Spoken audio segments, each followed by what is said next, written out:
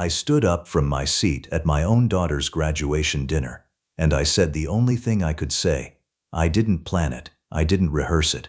But when I looked across that table and saw my father, sitting with his hands folded in his lap, shoulders slightly forward, not eating, not speaking, just taking it, something in my chest locked into place.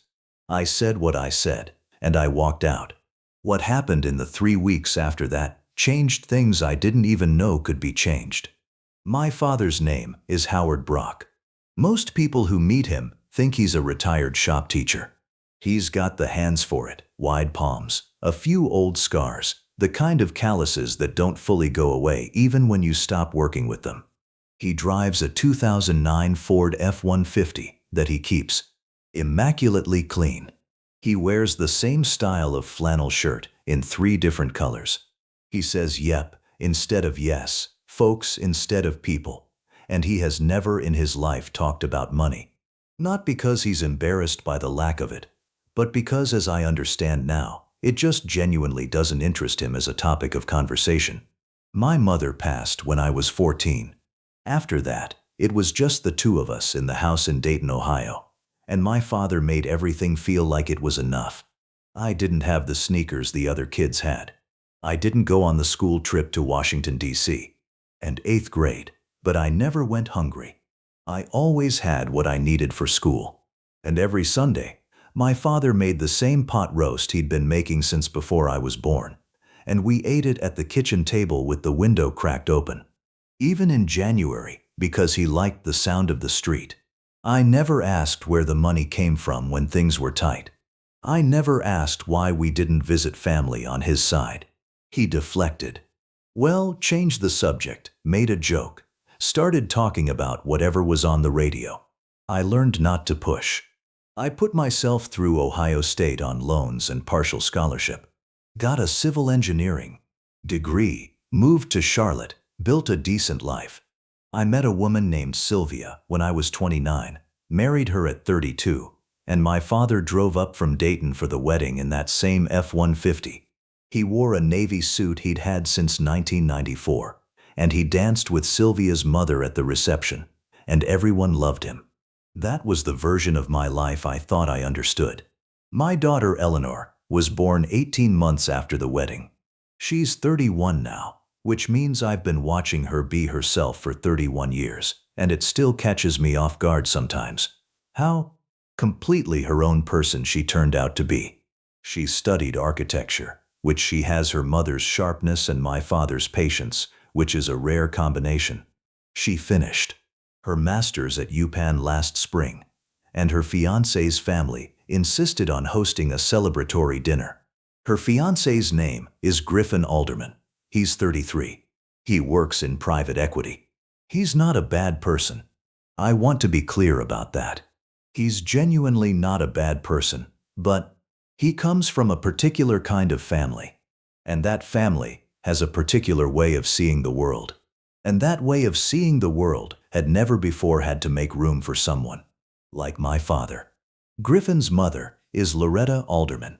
She's 62, extremely thin, keeps her hair in a style that probably costs $400 to maintain, and has the kind of posture that suggests she once read that good posture communicates authority and has never stopped performing it. Her husband Griffin's father is Prescott Alderman, goes by Press, which I found out early on he prefers because Prescott sounds old-fashioned and he considers himself a forward-thinking man. He made his money in commercial real estate in the 90s and has since pivoted into what he describes as strategic investment partnerships, which as far as I can tell means he sits on boards and plays golf. I'd met them twice before the dinner. Once when Griffin and Eleanor got engaged, at a brunch they hosted at their home in Villanova, a house that looked like a European hotel lobby, and once at a fundraiser they invited us to in downtown Philadelphia. Both times they were pleasant enough. Both times I could feel something behind the pleasantness. The kind of careful friendliness that people deploy when they've already sorted you into a category and are managing around it. My father flew in for the graduation dinner. He almost never flies. Usually drives anywhere within 800 miles, but Eleanor asked him to come, and my father will cross deserts for Eleanor. He landed at PHL. I picked him up, and he came out of arrivals in his flannel shirt and carrying a duffel bag that looked like it had been around since the Clinton administration. He shook my hand and then pulled me into a hug and said, "Proud of your girl," and we drove to the hotel I'd booked him a room at. "This place is too nice," he said, looking at the lobby. "It's fine, Pop. Looks like a movie set." "It's just a hotel," he shrugged. That's the thing about my father. He never argues. He just registers his observation and lets it go. The dinner was at a restaurant in Center City that I looked up afterward and found out required a reservation 2 months in advance. Loretta had chosen it. The room was private. A long table in a back space with low lighting and a server assigned specifically to our party. There were 12 of us, Eleanor and Griffin, Sylvia and me, my father, Griffin's parents, his sister, Waverly, and her husband, Dean, and 2 of Griffin's friends from college who I'd met once and whose names I kept confusing. My father sat next to me. He looked at the menu for a long time. He didn't say anything about the prices, but I watched his eyes move down the page and settle somewhere in the middle, which is what he does when he's recalibrating. "Order what you want," I told him quietly. "I'll have the chicken," he said. The appetizers came. Conversation moved around the table. Eleanor's thesis project. An upcoming trip the Aldermans were taking to Tuscany. Griffin's firm. Some renovation Loretta was doing on their lake house in New Hampshire. My father ate his bread and listened. He's a good listener. He always has been. Then Loretta turned to him with what I can only describe as the smile of someone who has decided to be kind to someone they feel sorry for. "So, Howard," she said, "Griffin mentioned you're retired. What was it you did?" My father looked up. "Manufacturing," he said. "Oh." A small pause. "What kind?" "Industrial components," he said. "Parts for heavy equipment mostly." "Ah," she nodded in the way that meant she was already moving on. "Was that local? In Ohio?" "Yep." Another pause. Then Griffin's father, Prez, leaned in from further down the table. "Did you work for one of the big shops out there? I know Caterpillar has a big presence in the Midwest." "Not Caterpillar," my father said. "Who then?" My father took a sip of his water. "Small operation," he said. "Family thing." Prez nodded slowly, the way people nod when they've received information that confirms what they already believed. He picked up his fork. Loretta turned back to my father. "Well, it's wonderful that you could make the trip. It must be quite a change coming to the city." She meant it as a compliment. That's the thing that people like Loretta never understand. They think they're being gracious, but what they're actually doing is reminding you of what they think you are. My father smiled at her. "Philadelphia is a fine city," he said. "Been here a few times, have you?" She looked genuinely surprised. "Yep," he left it there. He always leaves it there. We were somewhere between the entrees and dessert when it happened. The wine had been flowing. I'd had 2 glasses, Sylvia more, Loretta a lot, and the conversation had gotten louder and looser in the way conversations do when a table has been eating and drinking. For 2 hours. Eleanor was glowing. She'd been glowing all evening. This was her night, her achievement, her future starting to take shape in front of her. And she looked the way, I imagine. I looked at moments that mattered to me, like she was both fully present and already remembering it. I was watching her when I heard it. Waverly, Griffin's sister, was leaning toward her husband Dean and speaking in a voice that was low, but not low enough. I don't know if she intended for anyone else to hear.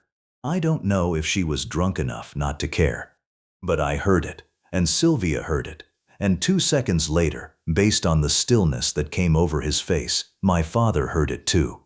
She said, "Is that seriously what he showed up in? God. I mean, Eleanor seems great, but her family is just, I don't know. They're just not our kind of people." Dean said something I couldn't make out. Waverly said, "The grandfather especially." He looks like he wandered in from a hardware store. Then, and this is the part that I will remember for the rest of my life, Loretta glanced over. She caught the tail end of what Waverly was saying. And she didn't correct her daughter. She didn't say a word. She just looked at my father for 1/2 second with an expression that I can only describe as agreement. And then she looked away. I felt my wife's hand on my arm under the table. I looked at my father. He was looking down at his plate. His jaw was set. He was doing the thing he always does, taking it, letting it pass over him, choosing not to be disturbed by things that other people would burn down rooms over. He had spent his entire life doing that, and I had spent my entire life watching him do it and thinking it was strength. Sitting there in that restaurant, I realized it wasn't just strength. It was something he'd been carrying alone for a very long time. I took my wife's hand off my arm as gently as I could. I set my napkin on the table. I pushed my chair back. The table went quiet. "I need to say something," I said. I don't remember exactly what I said. I've thought about it a lot since then, and I still can't reconstruct it word for word. What I know is that I looked at Waverly first and then at Loretta. And I said something to the effect that my father had raised me by himself after my mother died, that he had worked every day of his adult life, that he had driven 16 hours round trip to see my daughter graduate when he didn't have to, and that whatever category they had put him in from the moment he walked through the door, based on his shirt, his hands, his truck, his accent, they were wrong. I said they were wrong, and they owed him an apology. Nobody spoke. Loretta opened her mouth, closed it. Waverly looked at the table. I looked at Griffin. He was watching me with an expression I couldn't read, something between respect and paralysis. Then I looked at Eleanor. Her eyes were wet. She gave me the smallest nod, like she was releasing me. I said, "Pop, let's go." My father folded his napkin, placed it beside his plate, said thank you for dinner to no one in particular and no one specifically, which I've always admired about him. The ability to be courteous, even when courtesy is not being extended. He stood up and we walked out. Sylvia caught up with us in the lobby. She'd grabbed both our coats. Eleanor texted me from the table. "I'll call you in the morning. I love you, both of you." We stood outside on Walnut Street for a moment, the three of us. The city was doing what the city does at 9 o'clock on a Thursday, moving lit up and different. My father buttoned his coat. He looked up at the street. "You didn't have to do that," he said. "Yeah, I did." He was quiet for a moment. Then he said, "Good dinner though. Chicken was real good." Sylvia laughed. I didn't, but I wanted to. I drove him back to the hotel. Sylvia went upstairs first, and we sat in the lobby for a while, just the two of us.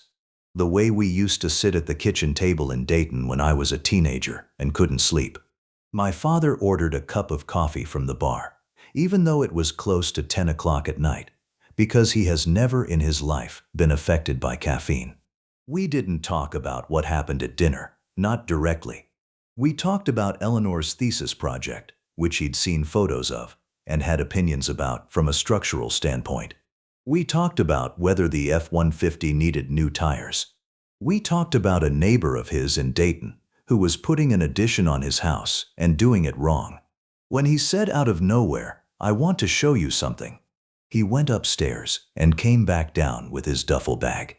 He sat next to me on the couch and opened it and took out a manila folder that was thick with papers. He set it on the coffee table. "What is this?" I said. He looked at me. He had an expression I didn't recognize. Not quite nervous, not quite proud.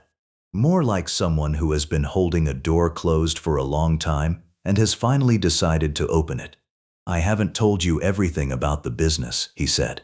I'm going to try to explain this the way he explained it to me, because he didn't lead with the number.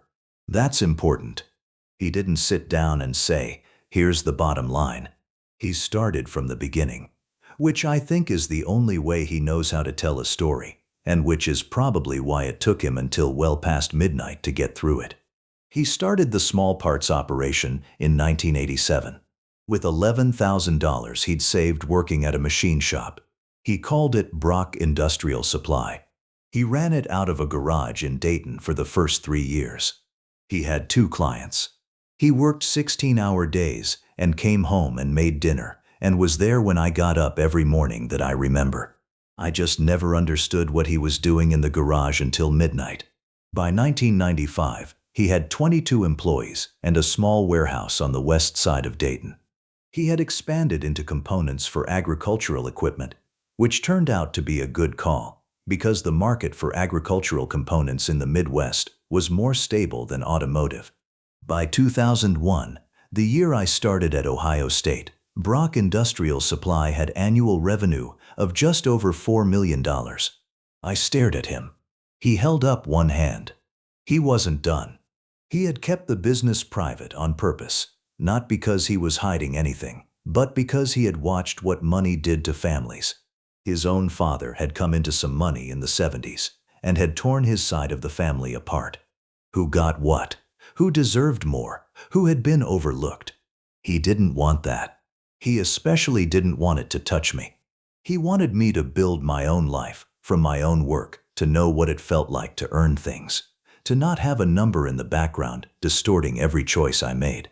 So he lived the way he always had. He kept the house in Dayton. He drove the same kind of truck he'd always driven. He ate the same pot roast on Sundays. He gave to his church. He gave anonymously to a food bank in Montgomery County he'd been supporting for nearly 20 years. He had a financial advisor he'd been working with since 1998, a man named Clifford. I remember now that my father mentioned him once when I was in college, and I hadn't thought about it since. In 2019, he sold Brock Industrial Supply to a regional manufacturing conglomerate. He handed me a single page from the folder. It was a summary sheet from the sale. I read the number. I read it again. I put the page down on the coffee table and looked at my father. He was watching me with those steady gray eyes of his waiting. I said, "Pop." He said, "Yeah." I said, "Why are you showing me this now?" He thought about it for a moment. Then he said, "Because I think you need to know that what happened tonight, what those people think of me, it doesn't change anything. I'm not showing you this to be angry. I'm showing you this because I want you to understand that I've always been fine. I've always been more than fine. I just chose different things." The number on that page was $43 million. I didn't sleep that night. I lay next to Sylvia in the dark and stared at the ceiling and thought about all the things I thought I knew about my life and how many of them needed to be resorted. I thought about the school trips I didn't go on. I thought about the sneakers. I thought about the partial scholarship and the loans and the years after college when I was paying them off a little at a time, and I never once thought to ask my father for help, because it never occurred to me that he could give it. And I realized now that this was exactly what he had wanted. He had built something enormous and then deliberately stood to the side of it, so that I couldn't be sheltered by it, so that I'd have to become someone on my own term. I thought about Loretta and Waverly and their quiet cruelty at dinner. And I thought about the way my father had folded his napkin and said thank you for dinner and meant it, or at least meant the gesture of it. And I understood for the first time that the reason he could do that was because he knew something they didn't know. He wasn't absorbing their contempt because he was powerless. He was absorbing it because it was genuinely, completely beneath him. In the morning, Eleanor called. She was upset. She'd been up most of the night, she said. She'd had a long conversation with Griffin. She told me that she loved him, but that what had happened at dinner had confirmed things she'd been trying not to think too hard about. She said, his family's reaction, not just Waverly, but Loretta's silence. The way no one at that table had said a word in my father's defense, except me, told her something important. I said, "Eleanor, this is your life, your engagement, your decision." She said, "I know, I've made it." I asked her what she meant. She said she'd given Griffin's ring back that morning. There was a silence on the phone. I said, "Are you okay?" She said, "I'm going to be." "I feel honestly, Dad. I feel relieved." "Is that terrible?" "No," I said. "I keep thinking about Grandpa sitting there," she said, "and nobody's saying anything and you standing up. I keep thinking, that's what I want, someone who does that. That's what I've been missing." I told her to come to breakfast. I told her Grandpa was still in town until the afternoon, and he was probably going to want to eat somewhere that didn't require a 2-month reservation. She laughed. It sounded real. My father left Philadelphia at noon. I walked him to his rental car in the hotel parking structure. He had his duffel bag over one shoulder and his coffee from the lobby in his hand, and he looked exactly like he always looks, completely himself, not performing anything, not bracing for anything. I told him I'd been thinking about everything he'd shown me the night before. He nodded, looking at his car. I told him I didn't know whether to be amazed or angry that he'd kept it from me for 30 years. He said, "How about without neither?" I said, "What then?" He looked at me. "Grateful," he said. "You built something real. You know it's real because you built it without knowing what was behind you. That's not nothing. That's everything." I didn't know what to say to that. I'm not sure there was anything to say. He put his coffee on the roof of the car and gave me a hug, the kind where he holds on for a second longer than I expect, because he always has. Then he got in the car, rolled down the window and said, "Tell Eleanor I love her, I will, and tell her the chicken really was good." I watched him pull out of the parking structure and disappear down the ramp toward the street. It's been 4 months since that dinner. Eleanor is back in Philadelphia, working at a firm in Old City, living in a place she loves, and she seems lighter in a way I can't quite name but can clearly see whenever we talk. She texts my father more than she's ever texted me. He texts back in full sentences, no abbreviations, slightly formal, which is exactly how my father has always communicated in writing, and which Eleanor told me she finds extremely comforting. The Aldermans reached out once, Loretta by email, a week after the dinner. She wrote something carefully worded about how the evening got away from everyone, and how she hoped it wouldn't affect the family's relationship going forward. I wrote back 2 sentences. I said I appreciated her reaching out, and that I wished her and her family well. I didn't say anything more than that, because there wasn't anything more that needed to be said. I talked to Sylvia about my father's money, or rather about the fact of it, which is a different thing from the money itself. She was quiet for a while. Then she said, "You know what's funny? I always liked him more than your net worth." Suggested I should, which is exactly the kind of thing Sylvia says, and exactly why I married her. I've started calling my father on Sunday evenings. We used to talk every other week or so, which is the natural drift of adult children and parents who both have lives. Now I call every Sunday, usually while he's doing dishes after the pot roast. He doesn't comment on the frequency. He just answers every time on the second ring. A few weeks ago I asked him why he never told me about the sale, about any of it. He was quiet for a moment, the way he is when he's actually thinking about something, rather than preparing an answer. Then he said, "You know how you always want your kid to know they're going to be okay. But you also know that if you tell them too soon, they stop trying to figure it out themselves." "Yeah," I said, "that's all it was." And I thought about my daughter, and about the man she'll eventually choose, and about the Sunday evenings ahead of me, where I'll sit in my kitchen with the window cracked open, and I'll call my father on the phone. And we'll talk about nothing in particular, and it will be exactly enough. That's what I came back to that night in Philadelphia. But folder, before the number, before any of it, I stood up from that table because he is my father, and because some things don't need a reason beyond that. They never did. For 20 years, my parents treated me like a useless burden.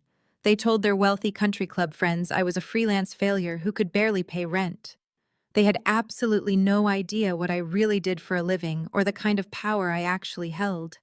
But their ignorance became my greatest weapon the night my grandmother sent me a secret distress code.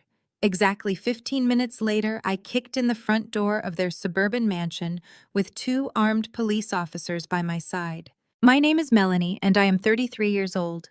Before I continue this story, let me know where you are watching from in the comments below.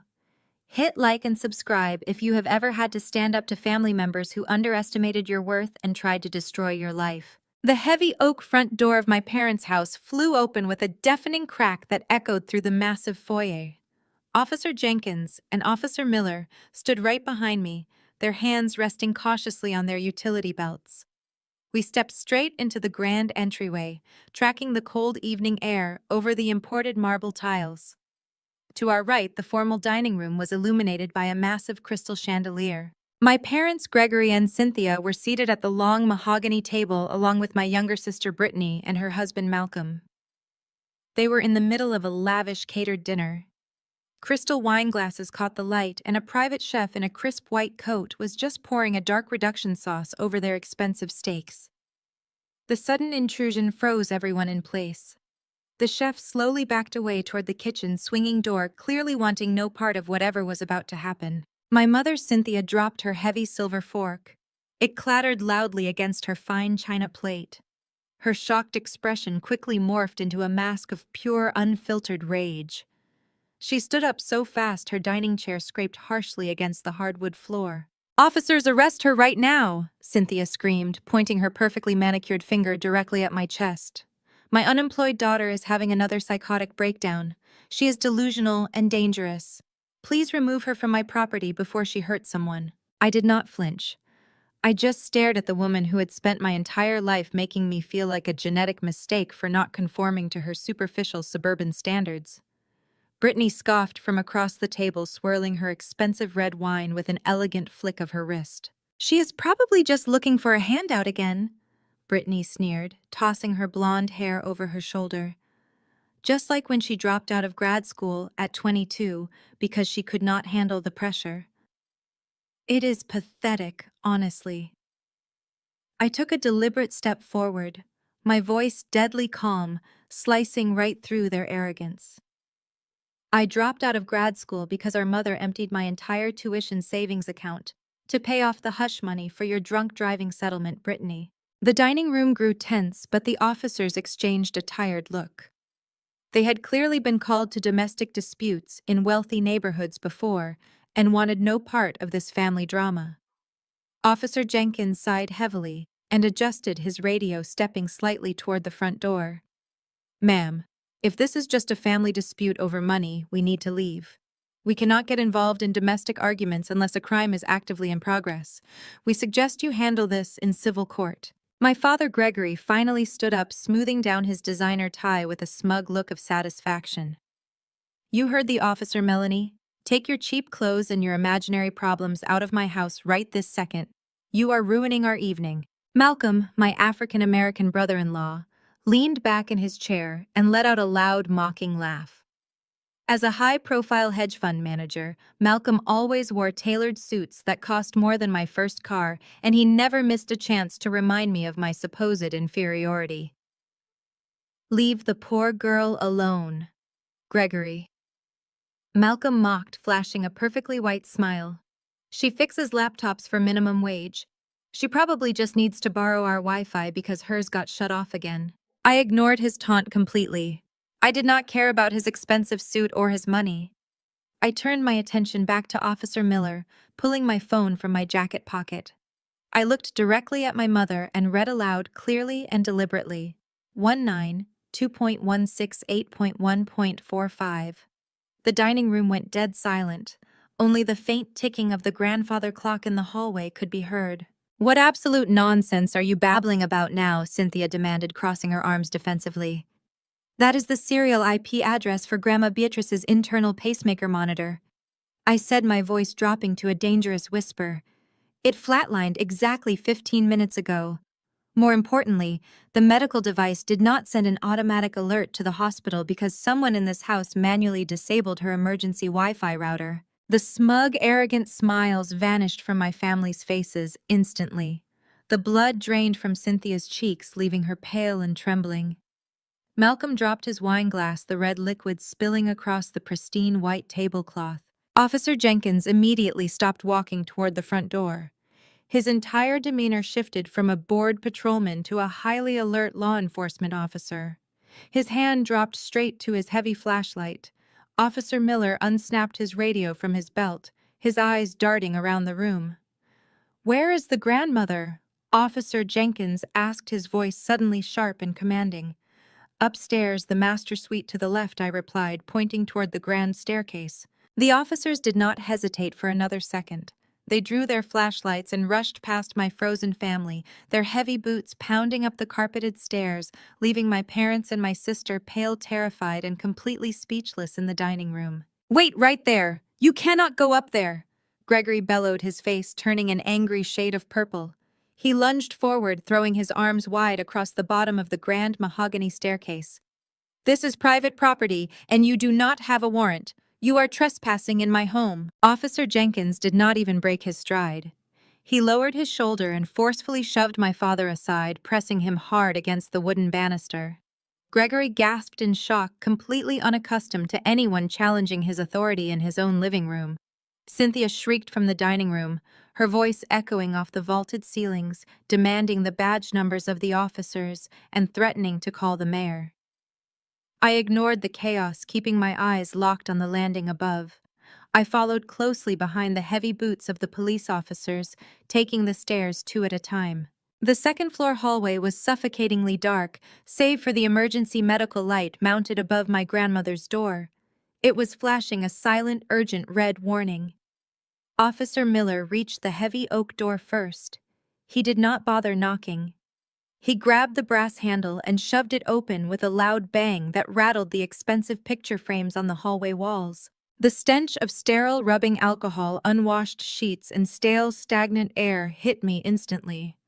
The room was cast in deep shadows, but the glow from the streetlights outside illuminated the horrifying scene. The expensive medical monitors we had installed were completely dark, their power cords deliberately yanked from the wall sockets. And standing right beside the adjustable hospital bed was Malcolm. He had his heavy hand clamped tightly over my grandmother Beatrice's frail, bruised wrist. He was leaning over her aggressively, actively forcing a black ink pen into her trembling, arthritic fingers. He was physically pressing her hand against a thick stack of legal documents resting on a rigid clipboard. Grandma Beatrice looked terrible. Her eyes were half closed, her skin was pale and clammy, and her breathing was shallow and raspy. She looked entirely incapacitated, yet Malcolm was treating her like a human signature stamp. Malcolm snapped his head up, his eyes wide with a flash of panic that quickly hardened into arrogant fury. He dropped my grandmother's hand, letting her arm fall limply against the mattress, and quickly hid the pen behind his back. Before the officers could even speak, Brittany pushed her way past our parents on the landing and squeezed into the bedroom doorway. She did not look at the blank heart monitors. She did not look at the fresh bruises on her own grandmother's wrist. Instead, she looked at me with absolute, unfiltered disgust. "You are so pathetic, Melanie." Brittany sneered, her voice dripping with venom. "You are always trying to ruin our family moments. You cannot stand to see anyone else happy or taking care of business. Malcolm is just helping Grandma sign a standard medical release for her new physical therapy treatments. You just had to bring the police into our house to throw another one of your desperate tantrums." She crossed her arms, looking me up and down with a condescending glare. "But I guess we should not expect anything less from you. You really would not understand standard legal paperwork, Melanie. Your entire career consists of fixing broken laptops and setting up email passwords for minimum wage. Leave the adult responsibilities to people who actually matter." I kept my posture completely relaxed. I did not raise my voice, and I did not let her see even an ounce of intimidation.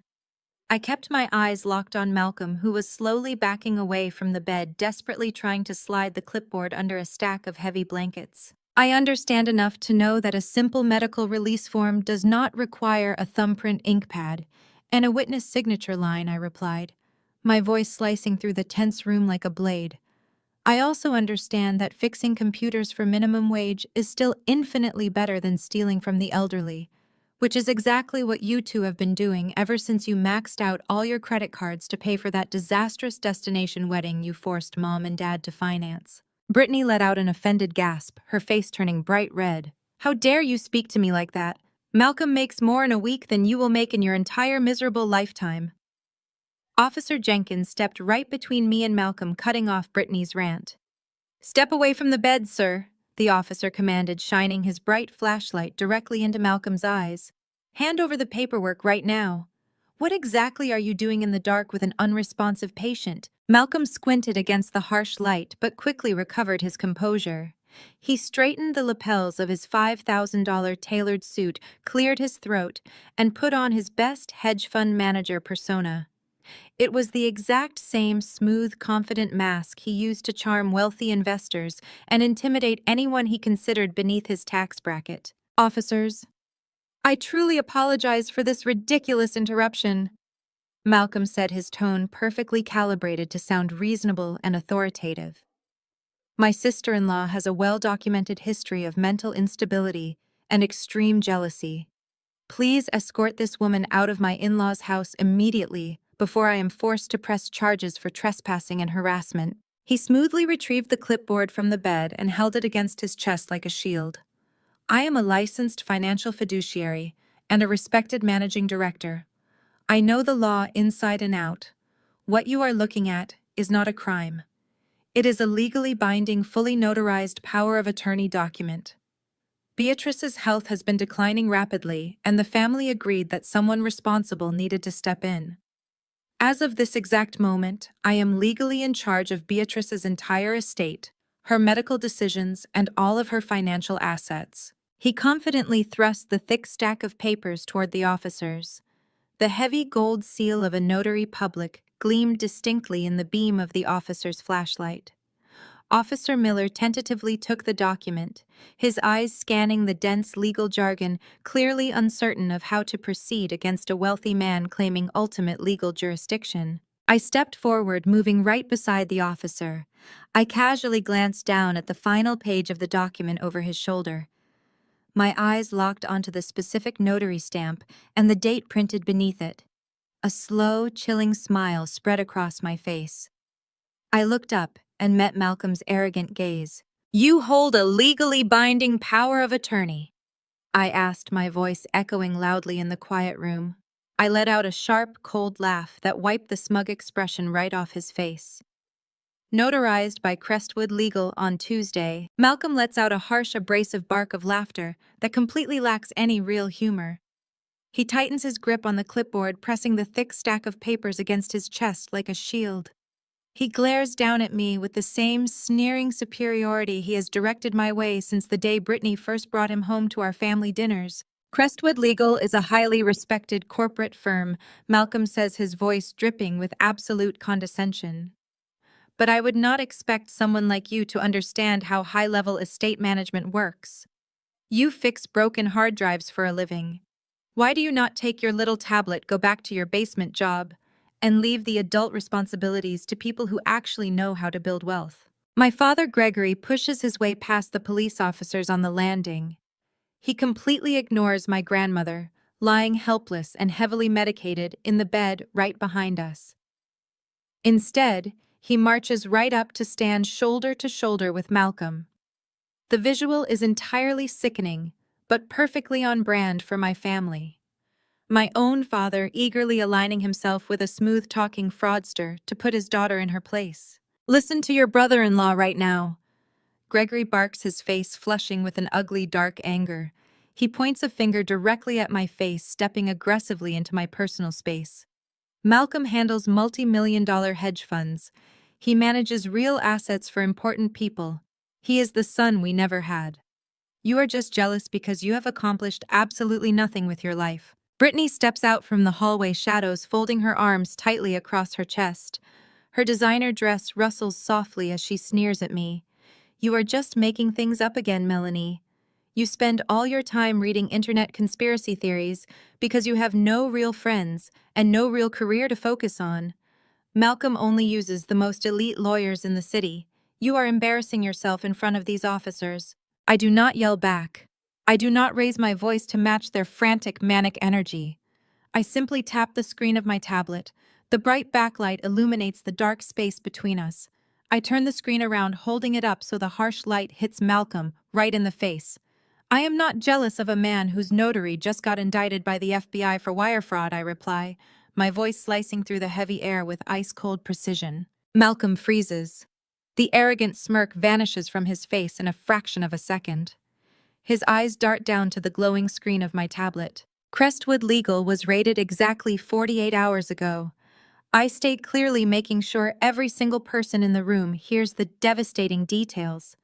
The lead partner, the exact same man whose signature is stamped in fresh ink on that power of attorney document you are holding, was escorted out of his glass office in federal handcuffs. He is currently facing severe federal charges for forging backdated legal documents. His specialty is helping predatory investors liquidate assets from vulnerable, incapacitated elderly clients so they can hide the stolen money in offshore accounts. That is a lie, Cynthia shouts from the hallway, her voice shrill and panicked. She grabs her husband's arm, shaking it. Malcolm is a managing director. He is featured in financial magazines. Tell her she is lying. Malcolm? But Malcolm does not speak. He swallows hard. The confident, wealthy hedge fund manager is suddenly struggling to catch his breath. His rigid, perfect posture falters, and his broad shoulders slump forward. He stares at the tablet screen like it is a loaded weapon aimed right at his chest. That is classified federal information. Malcolm demands, his voice cracking with a sudden, aggressive panic. He takes a desperate lunging step toward me, reaching out roughly, as if he wants to physically snatch the tablet from my hands and smash it on the floor. Officer Jenkins immediately steps between us. He holds up a strong hand, physically blocking Malcolm's path, while his other hand rests firmly on his duty belt. "Stand back, sir," the officer commands, his tone leaving absolutely zero room for negotiation. "Do not take another step toward her." Malcolm ignores the officer's warning. His eyes are wide, darting frantically around the room like a trapped animal looking for an exit. Sweat is beginning to bead on his forehead, ruining his perfectly groomed appearance. "Those records are sealed by a federal judge." Malcolm stammers, his voice rising in pitch as desperation takes over. "The press does not even have that story yet. It has not been leaked to the public in any capacity. How does a nobody like you know about a classified FBI raid?" I lower the tablet slowly. I look right into his terrified, unblinking eyes. I let the silence stretch for a moment, letting the sheer weight of his impending doom settle over him. "Because my cybersecurity firm provided the digital forensics that got them raided." The silence that crashes down over the room is absolute. The words echo against the bedroom walls, completely shattering the grand illusion my family has lived in for the past decade. I watch my father's mouth fall open in mute shock. He looks at me as if I have suddenly sprouted a second head, unable to comprehend the words that just left my mouth. Brittany stares at me, her jaw hanging slack, her eyes wide with total confusion. She is entirely unable to process the fact that her favorite punching bag of a sister just claimed responsibility for a massive federal takedown. Malcolm looks like he has just been struck by a high-voltage electrical current. He opens his mouth to speak, to deny it, to spin another desperate lie, but the words completely die in his throat. He knows I am telling the absolute truth. He knows exactly what kind of careless digital trail he left behind in his shady dealings, and he realizes in a sickening wave of clarity that I am the one who found it all. Before anyone can utter another sound, a sharp rhythmic buzzing shatters the quiet tension in the room. Malcolm violently flinches. He looks down at his wrist as if he has been bitten. His expensive diamond-encrusted smartwatch is vibrating frantically against his skin. The bright digital screen cuts through the dim lighting, flashing relentlessly with an incoming call.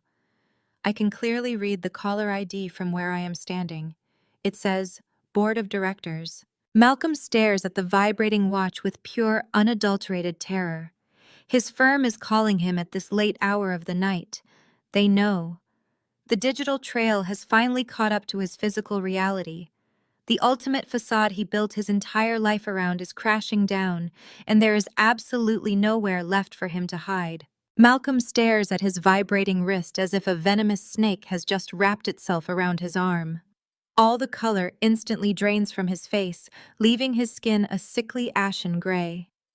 He stumbles backward, his expensive Italian leather shoes scraping clumsily against the polished hardwood floor. He clutches his wrist, gasping for air, as if the room has suddenly run out of oxygen. Pushing frantically past Officer Miller, he retreats into the dimly lit hallway.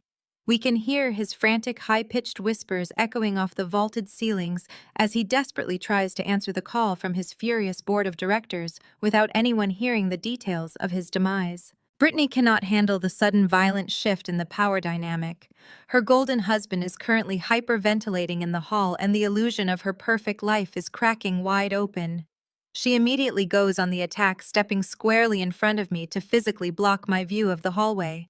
She tosses her expensive blonde extensions over her shoulder and eyes my simple black blazer and slacks with pure, unfiltered disgust. "You think you are so smart with your little tablet, Melanie?" Brittany sneers, her voice shrill and desperate to regain control of the narrative. "Look at you. You barge into our parents' house looking like you just bought your entire outfit off a clearance rack at a discount outlet. You are just bitter. You have always been bitter because Malcolm provides a lifestyle you will never achieve in your entire pathetic life." I do not blink. I do not raise my voice or react to her childish insults. I simply keep my tablet securely in my hand, my thumb hovering over the glass screen. "Malcolm is a provider." Brittany brags loudly, intentionally projecting her voice so our parents and the two police officers hear every single word. "He literally just bought me a $4 million penthouse in Aspen for our anniversary last week. We are spending the entire winter skiing with A-list celebrities and actual important people. You could not even afford to buy the front doormat for a place like that. That is why you are here, is it not? You are making up these insane lies about federal raids because you want mom and dad to pity you and write you a check. You are just begging for a handout." I look at my sister, feeling absolutely no pity for the harsh reality she is about to face. I tap the screen of my tablet twice, bringing up a highly secure public financial registry database. I hold the device up, rotating it so she is forced to look at the highlighted legal text. "He did not buy a penthouse in Aspen, Brittany." I say, my voice steady and loud enough for my parents to hear clearly from the landing. "According to these property records, it is a short-term lease registered under a shell corporation called Apex Holdings, LLC. And the only way your provider husband even secured that temporary lease was by putting down a massive collateral deposit." Cynthia gasps loudly from the hallway behind me, her hands flying to her chest. Gregory pushes forward again, his face turning an angry, defensive shade of red. "Do not speak to your sister that way in my house," my father barks, stepping up next to Brittany to form a united front against me. "Malcolm is brilliant with money. He is a financial visionary. You have no idea how corporate real estate works." I lock eyes with my father, my expression turning to ice. "He is a desperate man drowning in debt, Dad." I tracked his wire transfers through my forensic servers. "Malcolm leveraged your entire joint retirement fund as collateral for a massive margin call he received last Tuesday. He needed immediate liquid cash to cover his failing offshore investments, and he used your life savings to stop the bank from seizing his assets." Gregory throws his head back and lets out a booming, arrogant laugh. It echoes down the grand staircase, completely devoid of any real humor. He crosses his arms over his chest, looking down at me with the exact same condescending glare he used when I was a teenager asking for help with my college applications. "You really are a fool, Melanie," my father chuckles, shaking his head. "You think you have uncovered some grand conspiracy I authorized that transfer myself. I gladly gave Malcolm access to the retirement fund. He told me about a high-yield exclusive offshore opportunity. He is going to double our money by the end of the fiscal quarter. You are just too uneducated in high-level finance to understand how real wealth is generated by professionals." I do not argue with him. I do not waste my breath trying to convince a man who has spent 20 years treating me like a financial burden while blindly worshiping a con artist. I simply swipe my thumb across my tablet screen, switching from the property registry to a live read-only view of Gregory and Cynthia's primary banking portfolio. I stepped forward and shoved the glowing screen directly into my father's line of sight, forcing him to look at the digital numbers. Take a good look at how your wealth is generating, Dad, I command softly. Gregory squints at the bright screen. His confident, arrogant smirk begins to twitch at the corners. His eyes widen as he scans the digital ledger, desperately searching for the massive doubled numbers he expects to see. He blinks rapidly, his breathing suddenly hitching in his chest. Cynthia grabs his shoulder, leaning in closely to look at the screen herself. She lets out a strangled, horrified gasp, clapping a trembling hand over her mouth. The retirement account balance staring back at them in stark, bold red numbers is exactly $0.00. The red zeros on the screen reflected brightly in my father's wide, disbelieving eyes. For a long, agonizing second, the only sound in the room was the harsh, ragged breathing of Malcolm hyperventilating out in the hallway. Gregory blinked rapidly, violently, shaking his head as if he could physically rattle the digital numbers into changing. He looked from the glowing screen to my face, then back down to the tablet. His expression contorted into a mask of pure, unadulterated denial. "This is a trick," Gregory growled, his voice low and shaking with a volatile, dangerous energy. "You hacked into my personal account. You manipulated the banking interface to make it look like this. Malcolm is a licensed professional. He would never touch the principal balance without a secure, guaranteed hedge." I did not flinch, keeping the tablet perfectly steady in my hands. "I did not hack anything, Dad. That is a direct, live feed from your own banking portal. You gave a con artist the master authorization keys to your entire life savings. He used your money to cover his catastrophic losses, and now it is gone. Every single penny has been wiped out." "Liar," Gregory roared. The heavy blanket of denial violently shifted into explosive, uncontrollable rage. He lunged forward, throwing his full body weight directly into me. His heavy hands slammed hard into my shoulders, shoving me backward with a forceful, aggressive thrust I did not anticipate. I stumbled hard against the heavy wooden footboard of my grandmother's bed. My tablet slipped from my grip, clattering loudly onto the polished hardwood floor. "Hey, back away right now," Officer Miller shouted, his voice a sharp, commanding bark that demanded absolute obedience. In a fraction of a second, the officer bridged the gap between us. He grabbed my father by the back of his expensive suit jacket and physically wrenched him away from me. With practiced tactical efficiency, Officer Miller pinned Gregory's arms securely behind his back and slammed him face first into the patterned hallway wallpaper. "Do not move another muscle, sir, or you are leaving your house in handcuffs," Officer Miller warned, his tone absolutely lethal. "Get your hands off my husband," Cynthia shrieked, rushing blindly into the room from the stairwell. She threw herself at the officer, frantically batting at his heavy utility uniform with her perfectly manicured hands. "He is the victim here. Our daughter is a psychotic, manipulative liar." Officer Jenkins immediately stepped in, effortlessly corralling my mother and physically blocking her from interfering with his partner.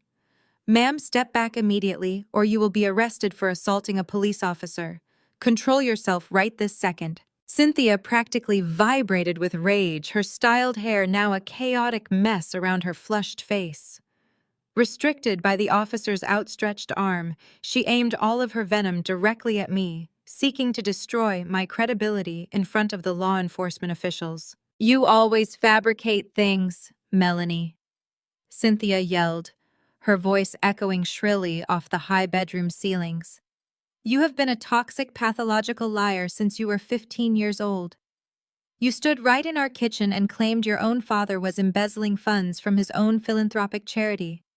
You tried to destroy his reputation back then with your fake internet sleuthing, and you are trying to do it again right now to ruin Brittany's marriage." I slowly stood up straight, brushing the dust from my dark blazer. The mention of that specific charity sent a cold, familiar anger rushing through my veins. It was the exact moment in my childhood when I realized my family was fundamentally broken and morally bankrupt. I did not lie. I snapped back, my voice echoing with a fierce, unwavering authority that made her physically flinch. I found his hidden dual ledgers on the home computer. I saw the exact offshore routing numbers he used to siphon donation money meant for the children's hospital into his private holding accounts. Gregory struggled against the wall, but Officer Miller pressed him harder against the drywall, effectively silencing his protests. I had all the digital evidence downloaded and secured. I continued staring directly into my mother's terrified eyes. I stayed completely quiet for 18 years to keep you out of federal prison, Mom. Because your signature was on every single fraudulent tax return as the charity's co-director. I chose to swallow that poison to protect you, but clearly I should have let the feds lock you both up when I had the chance. The blood drained entirely from Cynthia's face. She opened her mouth, but no sound came out. The absolute truth of my words stripped away her righteous indignation, leaving only raw, naked panic. She looked wildly around the room, realizing the police officers were listening to every single word of this very loud, very incriminating confession. Desperate to regain control of the narrative and shift the focus away from the financial crimes, Cynthia quickly dug her hand deep into the pocket of her tailored slacks. She pulled out a crumpled, folded piece of heavy stock paper and thrust it toward Officer Jenkins with trembling fingers. "This is all a distraction!" Cynthia stammered, her voice breathless and frantic. "Melanie is just trying to stop us from getting Beatrice the medical help she desperately needs. Beatrice has severe late-stage dementia. The primary physician signed a mandatory order to commit her to a secure psychiatric asylum tonight. We are not hurting her. We are just protecting her." Officer Jenkins took the crumpled paper, his brow furrowing as he shined his heavy flashlight over the printed medical letterhead. I stepped forward, peering over the officer's arm to look at the document. My eyes scanned the harsh black ink, bypassing the dense medical jargon and landing squarely on the signature line at the very bottom of the page. I let out a slow, dark chuckle. I looked up at my mother, a dangerous, victorious smile spreading across my face. My dark, victorious smile completely unsettled my mother. Cynthia instinctively pulled the crumpled paper back toward her chest, holding it like a physical shield. But Officer Jenkins was already reaching out his thick, gloved hand. "Hand the document over right now, ma'am." Officer Jenkins demanded, his tone entirely devoid of the patience he had shown her downstairs. Cynthia reluctantly released the paper, her perfectly manicured fingers trembling visibly under the harsh glare of the officer's heavy flashlight. She immediately tried to spin her web of lies, her voice pitching an octave higher as she played the role of the desperate, concerned daughter. "You have to understand," Officer Cynthia pleaded dramatically, pressing a hand to her forehead. "My mother has completely lost her mind. She wanders the halls at night. She does not even know her own name anymore. The doctor made it very clear that keeping her in this house is a severe danger to herself and to us. We arranged for a private medical transport to take her to a specialized, secure facility tonight for her own safety. Melanie is just trying to interfere because she wants to steal the inheritance." Officer Jenkins ignored her frantic monologue. He flattened the crumpled paper against his clipboard, shining his flashlight directly onto the thick black text and the messy scrawled signature at the very bottom. I stepped right up beside the officer, maintaining my absolute calm. I did not yell, and I did not try to snatch the paper. I simply raised my hand and pointed a single steady finger directly at the bold letterhead printed across the top of the medical order. "Dr. Eris Thorne." I read aloud, letting the name hang heavily in the stale, stagnant air of my grandmother's bedroom. Cynthia physically recoiled, as if she had just been slapped across the face. The remaining color drained completely from her cheeks, leaving her skin a ghostly pallid white. She opened her mouth to speak, but her throat seemed entirely paralyzed. I turned my head slowly, locking my gaze onto my mother's terrified eyes. "The exact same Dr. Eris Thorne who illegally prescribed you those highly restricted, unapproved weight loss pills for the past 3 years, Mom?" I asked, my voice deadly quiet, but carrying enough force to shatter her entire facade. "The same private concierge doctor you always bragged to your country club friends about, because he never asked any annoying medical questions and always accepted cash in unmarked envelopes." Cynthia let out a sharp, strangled gasp. She stumbled backward, her designer heels catching on the thick Persian rug. She collided heavily with the wooden doorframe, her hands clutching her throat. "That is completely irrelevant." Cynthia choked out her eyes, darting frantically toward the police officers. "He is a respected medical professional. He evaluated Beatrice yesterday and determined she was a threat to herself. You did not bring a respected medical professional into this house, I snapped back, dropping the quiet demeanor and letting my absolute disgust show. You brought a criminal into my grandmother's bedroom. I found his hidden cash ledgers on your laptop months ago. I traced the wire transfers you sent to his offshore accounts to pay for your illegal prescriptions. I stayed completely quiet to keep you out of a federal prison cell, Mom, but clearly I should not have shown you an ounce of mercy. Gregory struggled violently against the hallway wall, trying to break free from Officer Miller's iron grip. You are a liar, Melanie. Gregory roared, his voice cracking with desperate blind rage. Do not listen to a word she says. She is trying to ruin this family. Officer Miller simply shoved his forearm harder against the back of my father's neck, pinning him entirely motionless against the expensive floral wallpaper. Keep your mouth shut and face the wall, Officer Miller growled. I turned my attention entirely to Officer Jenkins, who was now scrutinizing the medical document with intense, highly trained suspicion.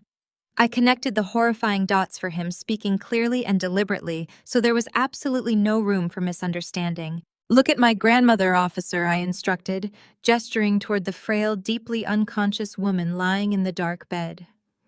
She does not have severe dementia. She was perfectly lucid 2 days ago when she secretly texted me a distress code. Malcolm desperately needed a signed power of attorney to access her estate so he could pay off his massive hedge fund debts. But Beatrice refused to sign it. So they brought in a disgraced, corrupt doctor to completely incapacitate her, and they were going to ship her off to a private asylum tonight, so a judge could not block the asset liquidation. Brittany shrieked from the hallway, her voice shrill and panicked. Shut up, Melanie. You are making up insane conspiracy theories. I ignored my sister entirely. I kept my eyes locked on Officer Jenkins. Officer, I said, my voice ringing with undeniable authority. Run Dr. Aris Thorne's medical license number through your dispatch right now. Officer Jenkins did not hesitate for a single second. He unclipped the heavy radio from his duty belt, his eyes never leaving the crumpled paper in his hand. He keyed the microphone, the sharp static click echoing loudly in the tense, suffocating silence of the bedroom. Dispatch, this is Unit 4, Officer Jenkins said, his voice dropping into a cold, professional cadence. I need an immediate background and license check on a medical practitioner. First name Aris, A-R-I-S. Last name Thorne, T-H-O-R-N-E. Copy that. Unit 4. The dispatcher's voice crackled back through the small speaker. Stand by for records. The wait felt like an eternity. The only sounds in the room were the shallow, raspy breathing of my unconscious grandmother and the frantic, hyperventilating gasps coming from Malcolm out in the hallway. Cynthia pressed herself flat against the doorframe, visibly trembling. Her eyes squeezed tightly shut, as if she could somehow block out reality. Gregory had stopped struggling entirely, his heavy body sagging against the wall in sudden, terrifying defeat. Then the radio crackled back to life. The dispatcher's voice was tinny and mechanical, but the words were utterly devastating. Unit 4, be advised. Aris Thorne has no active medical credentials in this state. His medical license was permanently revoked 3 years ago by the State Medical Board. Subject is currently under active federal investigation. Officer Jenkins stiffened his hand, gripping the radio tightly. Reason for revocation, dispatch. License revoked for illegal distribution of narcotics and prescribing heavy, unauthorized sedatives to elderly patients in order to alter their legal wills and estate planning documents. Subject is considered a high flight risk. The absolute deafening silence that crashed down over the room was heavier than concrete. The grand illusion of my family's wealthy, untouchable superiority evaporated into nothing. Officer Jenkins slowly lowered his radio. He looked at the forged medical document in his hand, then looked over at the bruised wrist of my unconscious grandmother, and finally locked eyes with my terrified mother. The bored, tired patrolman who had walked into the foyer 15 minutes ago was completely gone. Officer Miller immediately unclipped his own radio, his grip on my father tightening like a vice. Unit 4, to dispatch Officer Jenkins, said, his voice slicing through the room with lethal, uncompromising authority. We have a major felony crime scene. Send emergency medical services for an unresponsive elderly victim and get a team of detectives to this address right now. Nobody is leaving this house. The heavy, uncompromising finality of Officer Jenkins' command hangs in the stagnant air of the bedroom like a physical weight. The sudden reality of a major felony crime scene declaration paralyzes my parents. Cynthia remains frozen against the wooden doorframe, her silent, gasping sobs vibrating through her rigid shoulders. Gregory sags completely against the hallway wallpaper under the firm, unyielding grip of Officer Miller. The grand illusion of their untouchable wealth and superior status is utterly shattered. But Brittany, standing just inside the bedroom doorway, refuses to accept defeat. Her eyes dart frantically around the space, searching for any possible escape route, any desperate way to salvage her crumbling lifestyle and keep her hands clean. Her frantic gaze locks onto the heavy embossed leather portfolio resting innocently on the quilt at the foot of my grandmother's bed. It is the folder Malcolm brought into the house, the one containing the rest of their forged legal preparations. Pure, unadulterated panic overrides my sister's common sense. Brittany lets out a guttural, desperate noise and lunges forward. She abandons all of her practiced social grace, her expensive designer heels slipping clumsily on the Persian rug as she dives directly past Officer Jenkins. She throws her entire body weight toward the bed, her hands outstretched like desperate claws aiming to snatch the portfolio and tear the incriminating evidence to shreds before the police can examine it. But I am faster.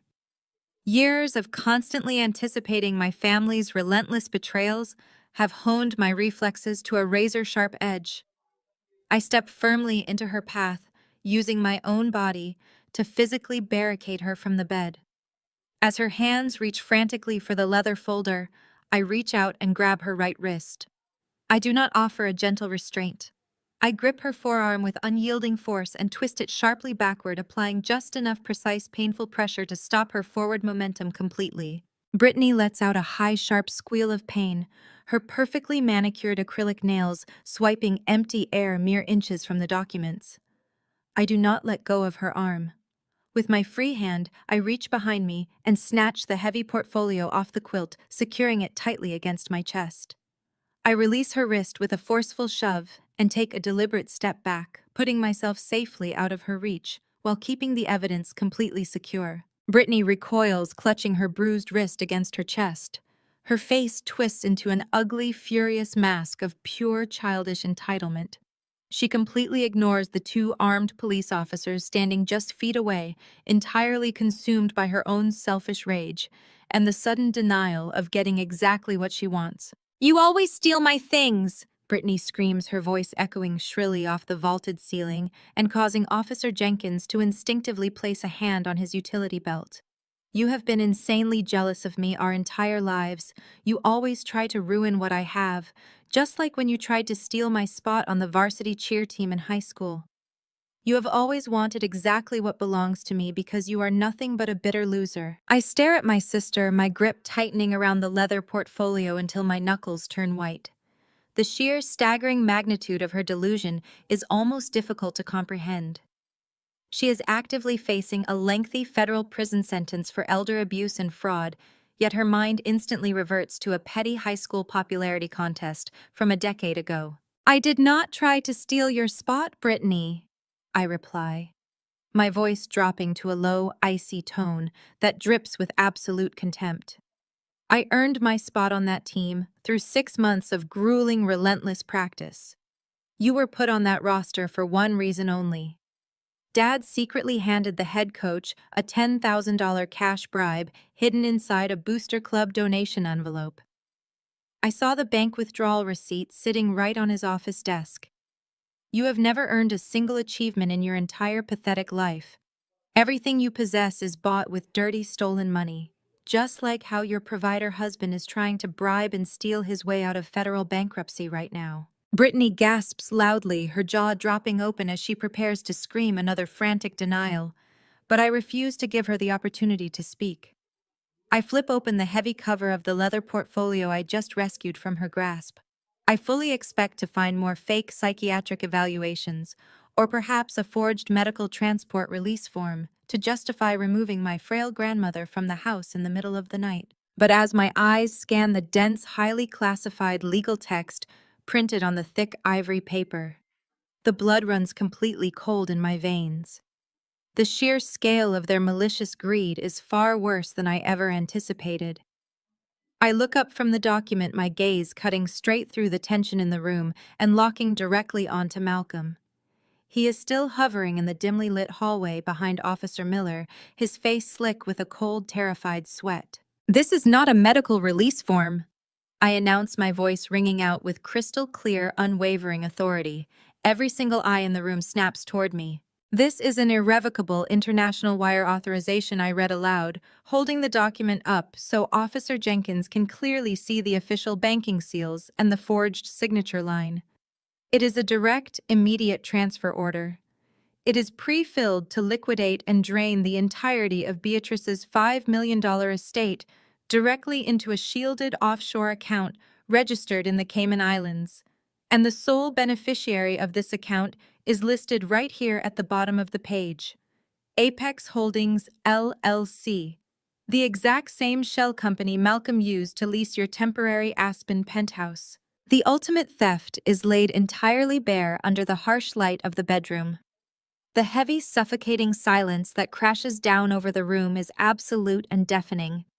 Officer Jenkins immediately reaches for his radio again, his posture shifting into high alert as the staggering magnitude of the financial crime is officially revealed. Malcolm realizes the game is completely over.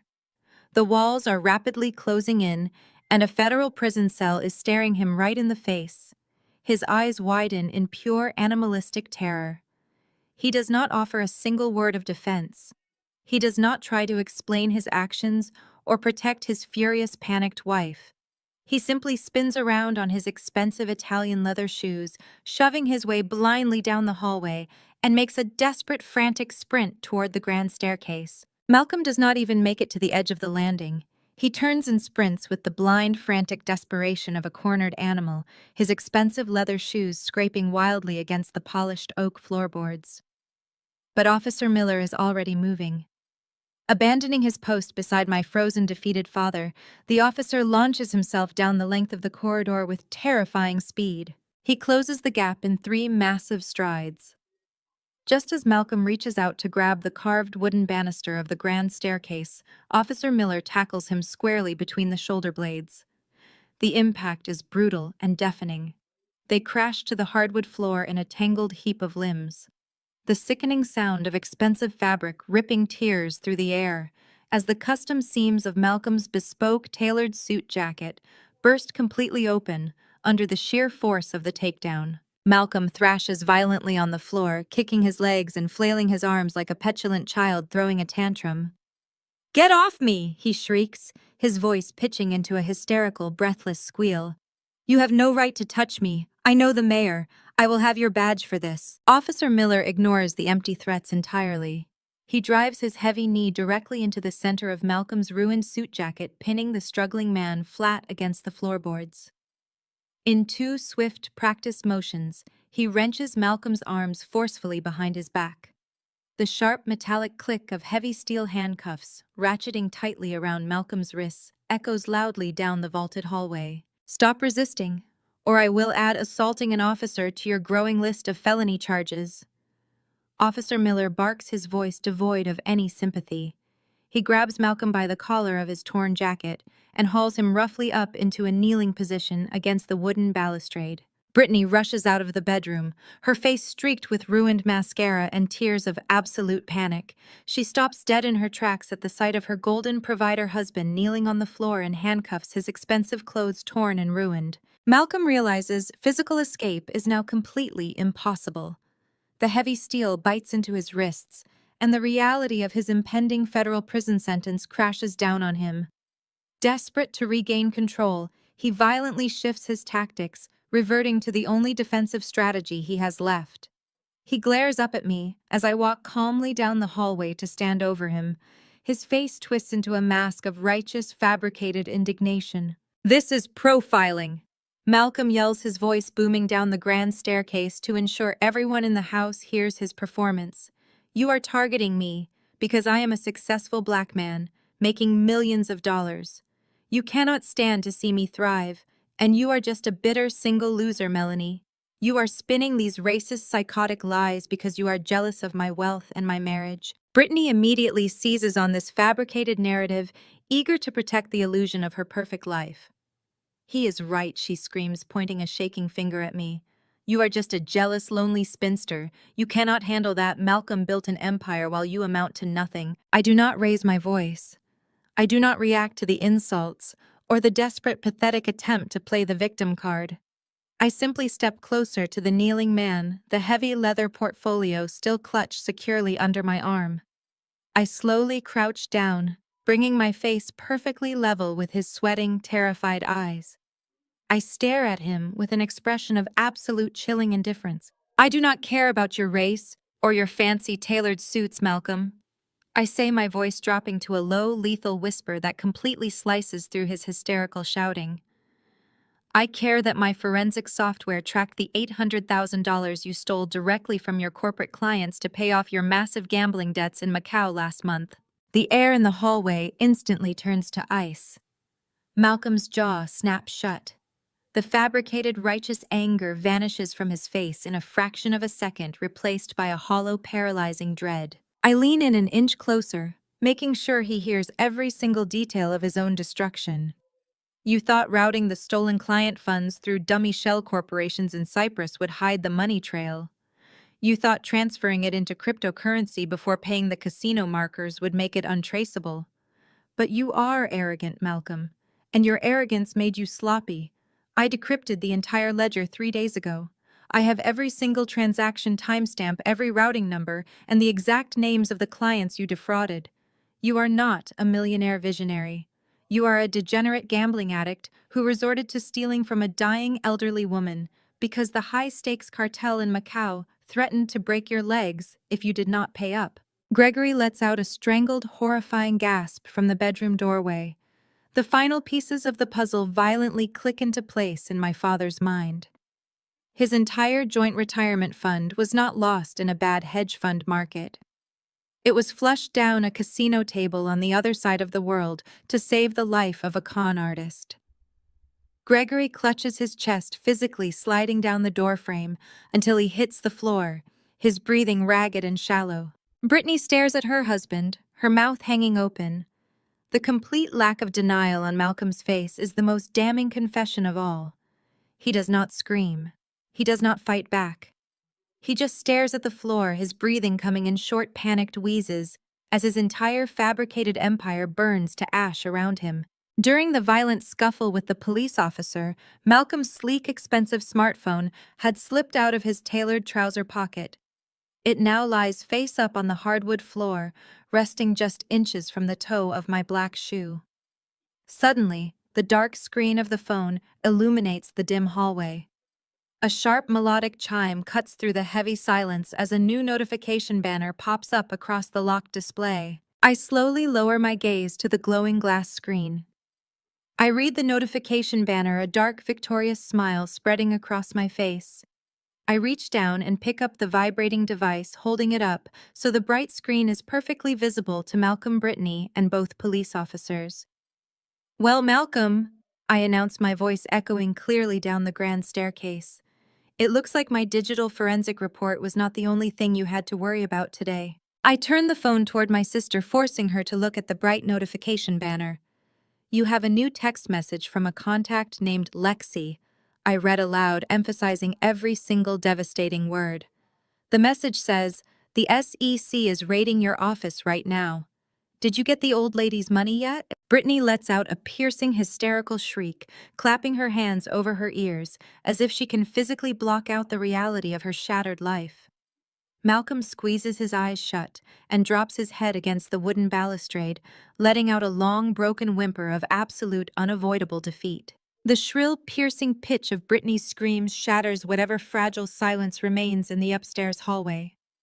She violently shoves herself away from Malcolm as if his ruined, bespoke suit has suddenly caught fire. Her hands rake through her expensive blonde extensions, pulling at the roots, while her eyes dart wildly around the space. The text message from Lexi glows like a neon sign of their collective doom. It is a digital confession of their desperate, sickening conspiracy to rob an unconscious woman of her entire life savings.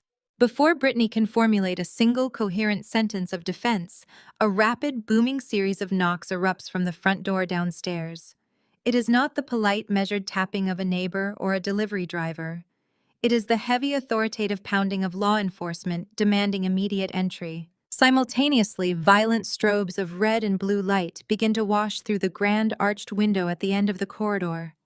The alternating colors paint the expensive floral wallpaper in frantic, chaotic patterns, illuminating the sheer terror etched across my parents' faces. The heavy thud of car doors slamming shut outside echoes up from the driveway, followed by the sharp bursts of police radio static piercing the quiet suburban night. Cynthia presses her hands against her cheeks, her breathing accelerating into a rapid, high-pitched hyperventilation. She stumbles forward, completely ignoring the fact that her son-in-law is currently pinned to the floor in handcuffs by a police officer. She grabs the sleeve of my blazer, her fingers digging painfully into the dark fabric. "Who is that?" Cynthia gasps, her eyes wide and bloodshot as she stares toward the illuminated staircase. "Melanie, you have to go down there and tell them to leave. Tell them it is a mistake. The Worthingtons live right next door, and they are on the country club admission committee. If they see police cars parked in our driveway, we will be completely ruined. Fix this right now." I look down at my mother's trembling hands, feeling absolutely zero pity for her rapidly collapsing social empire. I deliberately reach over and peel her fingers off my sleeve, pushing her hand away with a firm, dismissive motion. I step into her personal space, forcing her to look me directly in the eye. "You cared much more about your precious country club reputation than my actual physical well-being when you locked me out of this house in the dead of winter." I state clearly, my voice carrying a freezing, absolute calm that forces her to take a step back. "I was 17 years old, Mom. I was exactly 15 minutes late for curfew because my piece of junk car broke down in the snow. But instead of answering the door, you left me freezing on the porch for 4 hours. You had the club president over for wine and did not want to disrupt your elegant evening with the presence of a dramatic, shivering teenager." Cynthia's mouth opens and closes soundlessly. The color drains from her neck down to her collarbone. She looks at me as if she is seeing a complete stranger. "So, no, Mom, I will not save your reputation." I finish, turning my back on her entirely. "Deal with your guests yourself." The heavy thudding sound of boots against the hardwood foyer echoes up the staircase. Officer Jenkins immediately steps forward, positioning his body at the top of the landing to secure the perimeter. He keeps one hand resting on his utility belt, completely unbothered by the dramatic meltdown happening behind him. He nods curtly to the officers approaching from below. 3 individuals march into view, ascending the grand staircase with swift, uncompromising purpose. They are not local police. They are wearing dark tactical windbreakers with bold yellow lettering printed across the back and chest. Federal agents. Gregory lets out a low, miserable groan, sliding further down the doorframe until he is practically sitting on the floor. His pristine legacy, his entire arrogant belief that he was the smartest financial visionary in the room, is physically walking up his stairs in the form of a federal raid. He pulls his knees to his chest, unable to even look at the men invading his sanctuary. The agents reach the landing. They do not hesitate, and they do not ask for permission to enter the space. The sheer suffocating weight of federal authority instantly silences any remaining fight left in Brittany. She shrinks back against the wall, covering her mouth with both hands. The lead agent, a tall, broad-shouldered man with a stern, angular face, flashes a heavy gold badge from his leather wallet. His eyes sweep past my trembling mother, past my sobbing sister, and lock directly onto the man kneeling on the floorboards. Malcolm Thorne, the lead agent, announces, his voice booming with absolute terrifying finality. "You are under arrest for multiple counts of federal securities fraud, wire fraud, and the embezzlement of $800,000 in private client funds." The Securities and Exchange Commission has simultaneously seized your corporate offices and frozen all of your known domestic and offshore financial accounts. Malcolm does not even lift his head. He sags against Officer Miller's knee, a pathetic broken shell of the arrogant provider he pretended to be just 20 minutes ago. The illusion of his immense wealth and power is entirely gone, leaving only a desperate criminal waiting to be hauled away. Then the lead agent does something that completely shatters the remaining remnants of my family's reality. He bypasses my horrified parents. He ignores Brittany's hysterical sobbing. He walks straight over to where I am standing with my tablet secured under my arm. The federal agent stops right in front of me. He straightens his posture and offers me a short, deeply respectful nod. The absolute deference in his body language makes Gregory slowly look up from the floor. "Good evening, boss," the agent says, his voice carrying a genuine tone of professional admiration. "The data packet you securely routed to our cyber division this afternoon was absolutely flawless. We had the warrants signed by a federal judge within the hour. Your forensic tracing saved us months of investigation." The word hangs in this grand foyer like a physical strike. The federal agent, a man radiating absolute authority, stands before me with quiet deference. Malcolm, still pinned to the floor in his shredded bespoke suit, twists his neck to stare at me with bloodshot, disbelieving eyes. My father, slumped against the hallway wall, looks as though all the oxygen has been violently vacuumed from his lungs. The reality of the situation is entirely incomprehensible to a family that has spent over a decade treating me as a pathetic, helpless burden. Gregory pushes himself up on trembling elbows, his face a sickening shade of gray. "Boss," he stammers, his voice cracking and weak. "You work for the government." I look down at the man who spent my entire life measuring my worth against Brittany's fabricated successes. I shake my head slowly. "No, Dad. The government hires my company. I am the CEO of Aegis Cyber. My net worth is currently 50 times the size of the retirement fund you just lost to your golden son-in-law." The financial reality shatters him completely. Gregory lets out a raw, devastated wheeze and buries his face in his shaking hands. He had sneered at my computer science degree, calling it a useless hobby, while he blindly funded Malcolm's lavish lifestyle. Now the very skill he mocked is the weapon that dismantled his fraudulent empire. Brittany finally snaps out of her catatonic shock. She lunges forward, not at me, but at the lead SEC agent. "You are lying," she shrieks, her acrylic nails clawing wildly at the air. "She is a nobody. She works out of a tiny apartment. You cannot arrest my husband based on her fake computer files. Malcolm is a millionaire." The lead agent does not even flinch. He signals to Officer Miller, who hauls a hyperventilating Malcolm to his feet. "Malcolm is a thief, ma'am," the agent states with clinical precision. "And your sister is the only reason we caught him before he wired your grandmother's entire estate to the Cayman Islands. Take him out." Malcolm offers no final words of defense. He is dragged down the grand staircase, his expensive shoes scuffing the polished wood, his head hung in absolute cowardly defeat. He does not look back at his wife. He does not apologize to the father-in-law he just bankrupted. He simply folds in on himself, a hollow shell of a man, entirely consumed by his own impending ruin. The heavy oak front door slams shut behind the federal agents, leaving a ringing, suffocating silence in its wake. The flashing red and blue lights outside continue to cast frantic shadows across the floral wallpaper, serving as a relentless reminder that the perfect suburban facade is permanently dead. My mother, Cynthia, remains paralyzed at the top of the stairs. She watches her perfect son-in-law being shoved into the back of a federal vehicle through the arched window. Her social standing, her wealth, her entire identity has just been publicly executed.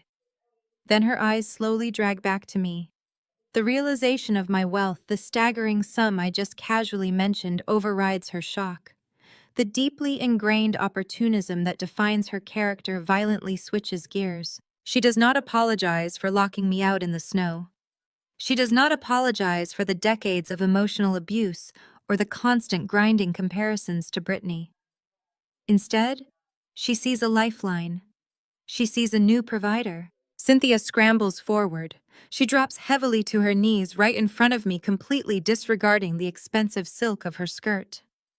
Tears stream down her carefully contoured face, ruining her perfect makeup. Melanie. Please, she wails, reaching out to grasp my hands with desperate clawing fingers. You have to save us. You have all this money. You can pay off Malcolm's debts before the bank seizes everything. Please, Melanie. You cannot let us lose the house. The country club will ban us. We will be ruined. I look down at my mother groveling on the floorboards. I do not pull my hands away. I simply reach into my structured leather tote bag and pull out a thick legal document stamped with a certified bank seal. I already bought the debt from the bank. I state, my voice echoing with absolute freezing finality.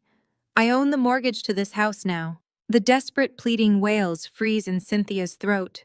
She stares blankly at the embossed seal on the paperwork, her brain struggling to process the catastrophic shift in power. You do not have to worry about the bank seizing the property, Mother. I continue, my tone completely devoid of sympathy. You have to worry about your new landlord. When Malcolm defaulted on the secondary loans he secretly took out against this estate, the bank moved to auction the debt. My corporate acquisitions team purchased it entirely in cash yesterday morning.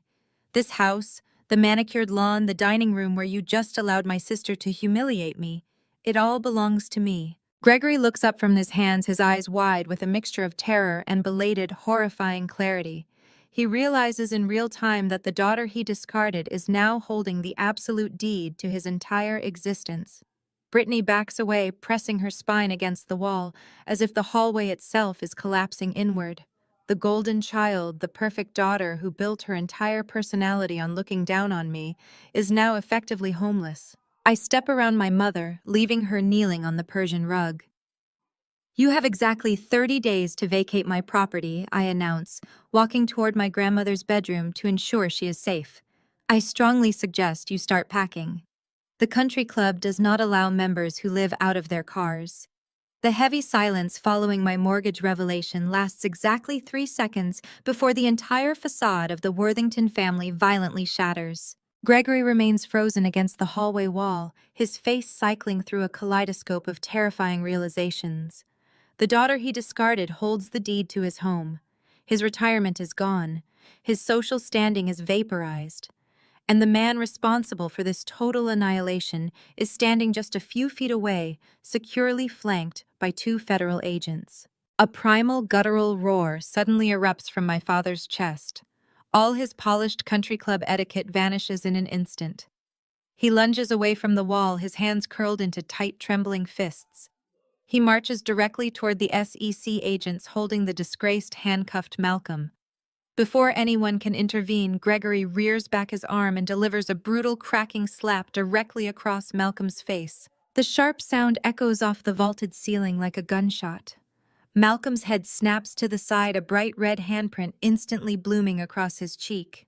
Restricted by the heavy steel cuffs, he can only stagger backward against the agents, his eyes wide with cowardly shock. You promised me 20% returns! Gregory screams, spit flying from his lips as he steps forward to strike him again. You sat in my study drinking my scotch and looked me dead in the eye. You swore that offshore fund was a guaranteed lock. I liquidated my entire stock portfolio for you. I emptied my pensions. You parasitic fraud.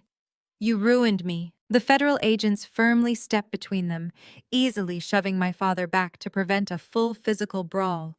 But the violence has already ignited the powder keg. Brittany, who had been cowering in the shadows just moments prior, suddenly snaps into a rabid frenzy.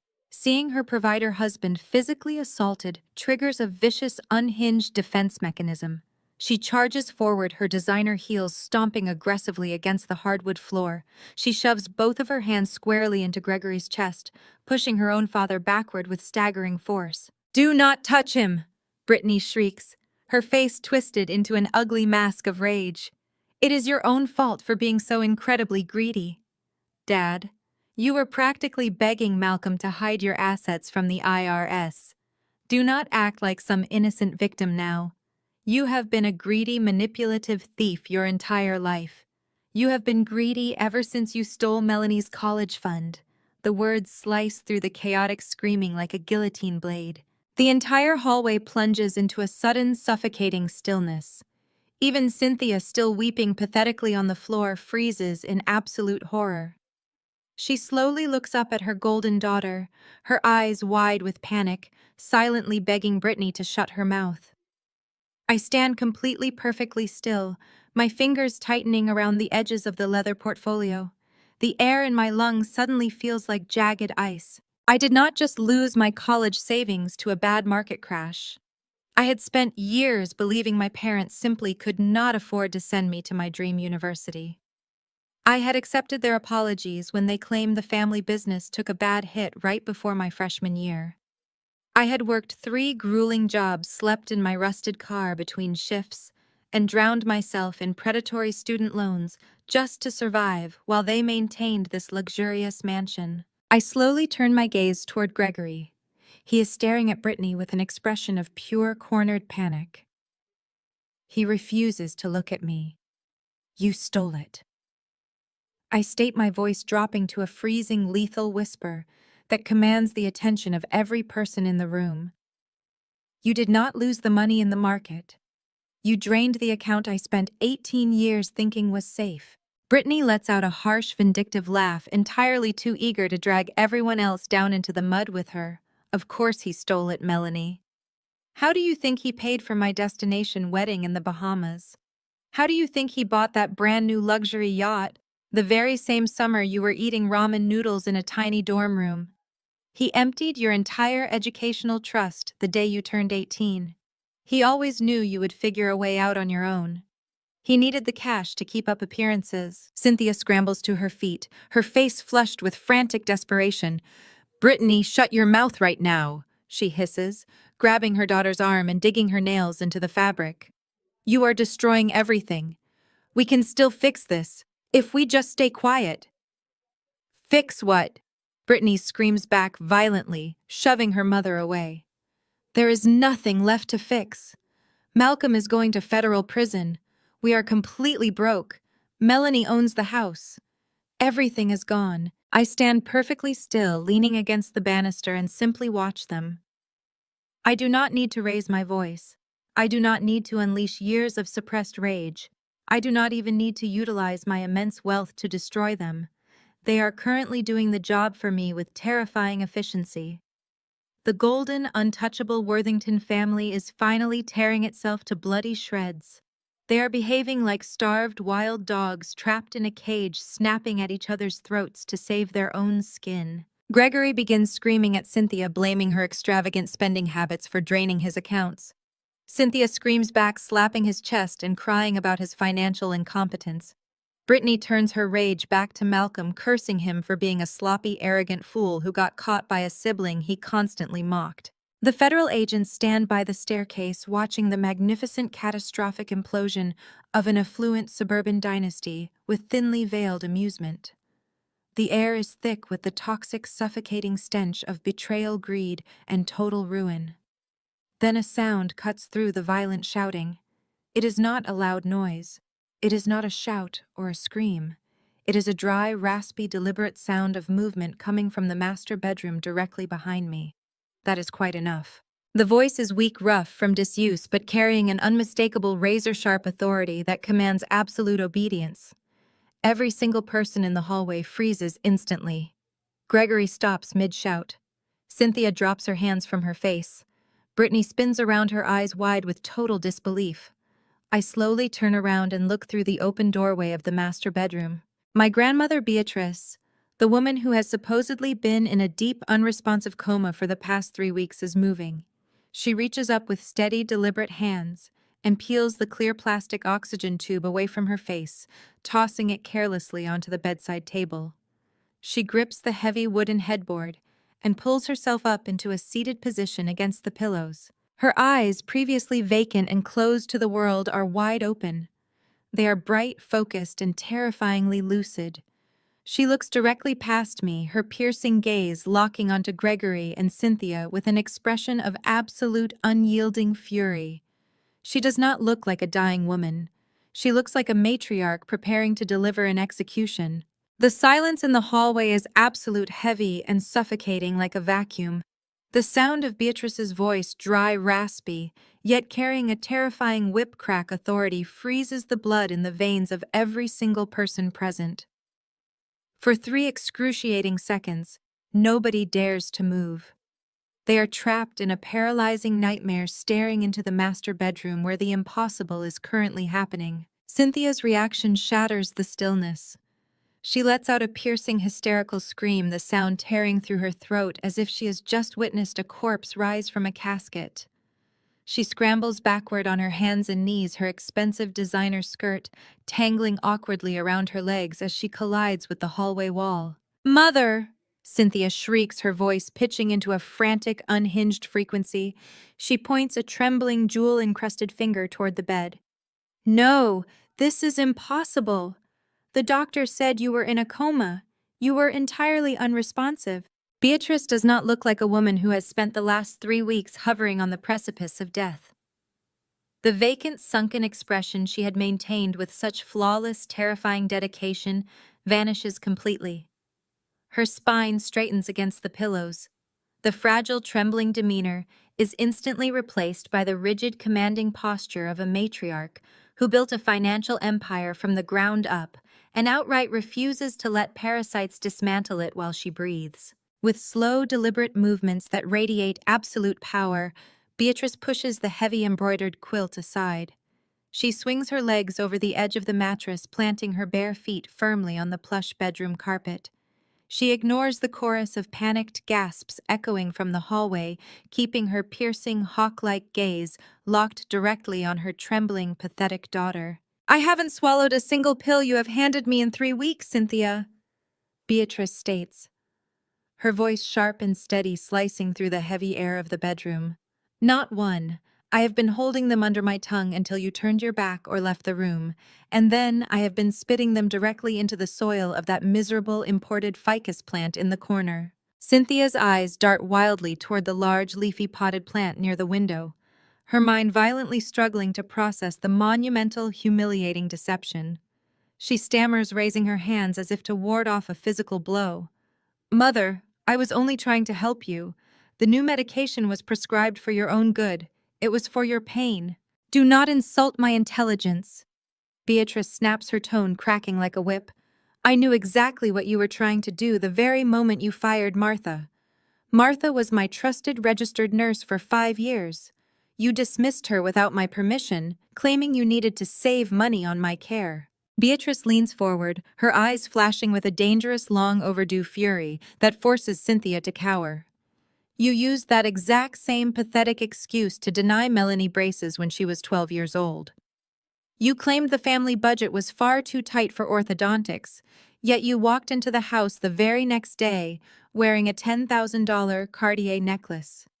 You have always valued your own vanity over the basic needs of your children, and you genuinely thought you could apply that same ruthless, transparent greed to my life and my estate." Gregory still slumped against the hallway wall, where he had been screaming at his son-in-law just moments prior, looks as though he might physically vomit. His mouth opens and closes silently, resembling a suffocating fish. The realization that his mother-in-law has been entirely lucid washes over him like a tidal wave of doom. She has been listening to every single hushed conversation, every whispered plot to steal her assets, and every arrogant declaration of victory. Brittany presses her hands against the sides of her head, shaking it back and forth in rapid, frantic denial. "No!" she whimpers, stepping away from the bedroom door, her eyes wide with terror. "No, this isn't happening. You were asleep. You couldn't hear us." "I heard absolutely everything, Brittany," Beatrice corrects her, her voice dripping with absolute zero ice. "I heard you complain about the smell of my hand lotion. I heard Malcolm pacing the floor, swearing that the offshore wire transfer would clear before the bank investigators noticed the missing funds. And just moments ago, I heard your father proudly admit to stealing the very educational trust fund that my late husband and I explicitly established for Melanie's future." Cynthia is hyperventilating now, clutching her chest as she attempts to construct a defense out of thin air. "Mother, please, you are confused. The medication must have made you paranoid. We were trying to protect your estate from taxes. We were trying to secure the family legacy." You do not have a legacy, Cynthia, Beatrice replies, standing up from the bed. She does not wobble. She does not hesitate. She stands with the absolute power of a woman who has just successfully orchestrated the complete destruction of her enemies. You have a house of cards built entirely on lies, theft, and profound moral bankruptcy, and tonight the wind has finally blown it all down. I stand near the doorway, watching the magnificent, terrifying spectacle unfold. For years, I had felt entirely alone in my assessment of the family's deep-rooted rot. To see my grandmother not only validate my reality, but completely outmaneuver the people who thought they were untouchable, is a profound, deeply satisfying vindication. But how? Gregory finally manages to croak out, his voice a pathetic, trembling shadow of its former arrogance. The doctors, the neurologists, they all confirmed the rapid cognitive decline. They said you were completely unresponsive. Money buys many things, Gregory, Beatrice says, looking down her nose at the man who married her daughter, including the loyalty of a private independent specialist who is more than willing to sign a fabricated medical chart if it means helping me trap the vultures circling my bed. I knew the only way you would ever reveal your true malicious intentions was if you wholeheartedly believed I could no longer stop you. Cynthia lets out a ragged, desperate sob, her hands pulling at her hair. You set us up. You deliberately tricked your own flesh and blood. I simply handed you the rope, Cynthia, Beatrice replies coldly, her gaze unwavering. You and your husband are the ones who eagerly tied the noose and wrapped it around your own necks. Without breaking eye contact with her weeping daughter, Beatrice reaches up to the high ruffled collar of her silk nightgown. With precise, unflinching movements, she begins to unbutton the delicate fabric. Cynthia covers her mouth, anticipating some sort of gruesome medical horror, but the truth is infinitely more devastating to their fraudulent empire. As the fabric parts, Beatrice pulls back the edge of her nightgown to reveal a small, sleek black device securely taped directly to her collarbone, resting just above her heart. A tiny, bright red LED light blinks steadily in the dim bedroom, a rhythmic, pulsing confirmation of their absolute ruin.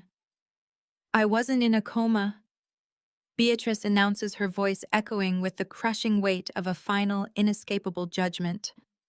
I was gathering evidence. The blinking red light of the recording device rests against my grandmother's collarbone like a sniper's laser trained directly on my parents' future. The absolute silence in the hallway is heavy enough to crush bone. Cynthia falls back against the wall, her hands clawing at her own neck as if she is suddenly choking. The narrative she has spun her entire life, the illusion of total untouchable control, evaporates in the span of a single heartbeat. Beatrice does not attempt to cover the device. She leaves her silk nightgown unbuttoned, deliberately forcing her daughter and son-in-law to stare at the instrument of their absolute destruction. She stands tall on the plush carpet, radiating a terrifying, unyielding strength that completely defies her age and the fabricated medical charts Cynthia had eagerly presented to the family just days ago. You all thought I was just a senile old bat, Beatrice sneers, her voice slicing through the heavy air and locking directly onto Gregory like a heat-seeking missile. You thought my mind was rotting simply because my body was aging. You treated me like a burdensome piece of antique furniture, smiling to my face, while casually evaluating what my estate would be worth at auction. You severely underestimated me, Gregory. Gregory shrinks back, pressing his shoulders violently into the floral wallpaper. He cannot even formulate a coherent sentence. His mouth hangs open, a bead of cold sweat dripping down his temple, as the profound shock robs his vocal cords of any function. Beatrice points a steady, accusing finger at him. Just like you thought Melanie was an utter failure because she didn't wear pearls to your ridiculous country club luncheons.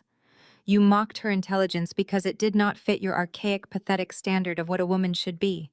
2 months ago, Beatrice continues, stepping out of the bedroom and into the hallway to face her tormentors fully. I noticed discrepancies in my private offshore accounts. Small amounts at first, a few thousand here, a quiet transfer there. You thought I was too blind to read a ledger, Gregory. You thought I would simply nod and sign whatever power of attorney documents Malcolm shoved in front of my face under the guise of estate planning. Beatrice turns her sharp gaze toward me, and for the first time tonight, her fierce expression softens into a look of profound, unconditional respect. "I did not call my useless, opportunistic daughter," Beatrice states, gesturing dismissively toward Cynthia, who is currently weeping into her hands. "I did not call my spoiled, utterly vacuous granddaughter." She casts a withering look at Brittany, who is pressing herself into the corner of the hallway, desperately trying to distance herself from her own parents. "I called the only person in this family with a functioning spine and a shred of moral integrity. I called Melanie." I step forward, standing shoulder to shoulder with my grandmother. The shift in power is absolute and irreversible. For decades, it was Cynthia Gregory and Brittany standing united against me, making me the designated scapegoat for every family inconvenience. Now they are the ones cornered, completely outnumbered and outplayed by the very people they attempted to exploit. "Melanie came to my house that very same night," Beatrice explains, her voice ringing with triumphant authority. "She did a forensic audit of my accounts in 3 hours. She found every single hidden transfer Malcolm had authorized. She found the forged signatures. And she found the secondary mortgages you took out on this estate, Gregory. So we set a trap."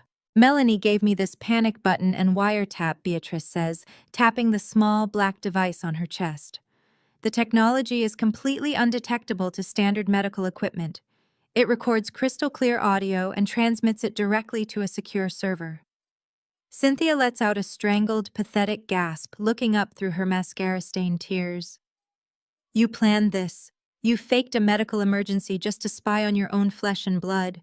We needed you all in one room, committing the fraud on camera, so you could never contest the will."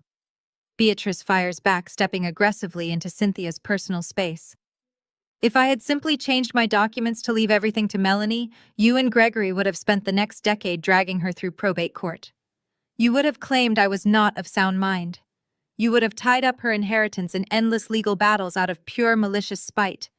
But you cannot contest a will from a federal prison cell." The lead SEC agent, who has been quietly standing at the top of the staircase observing the spectacular implosion of the Worthington family, suddenly steps forward.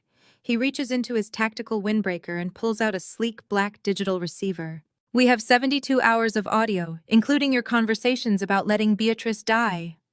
The agent announces, his booming voice shattering whatever fragile hope remained in my parents' eyes. He looks directly at Cynthia, his expression hardened with absolute professional disgust. Cynthia's entire body begins to tremble. The realization of what she whispered in the dark, the vile, calculating plans she made while standing over her mother's seemingly comatose body, comes crashing down on her. "Attempted manslaughter is out of our jurisdiction."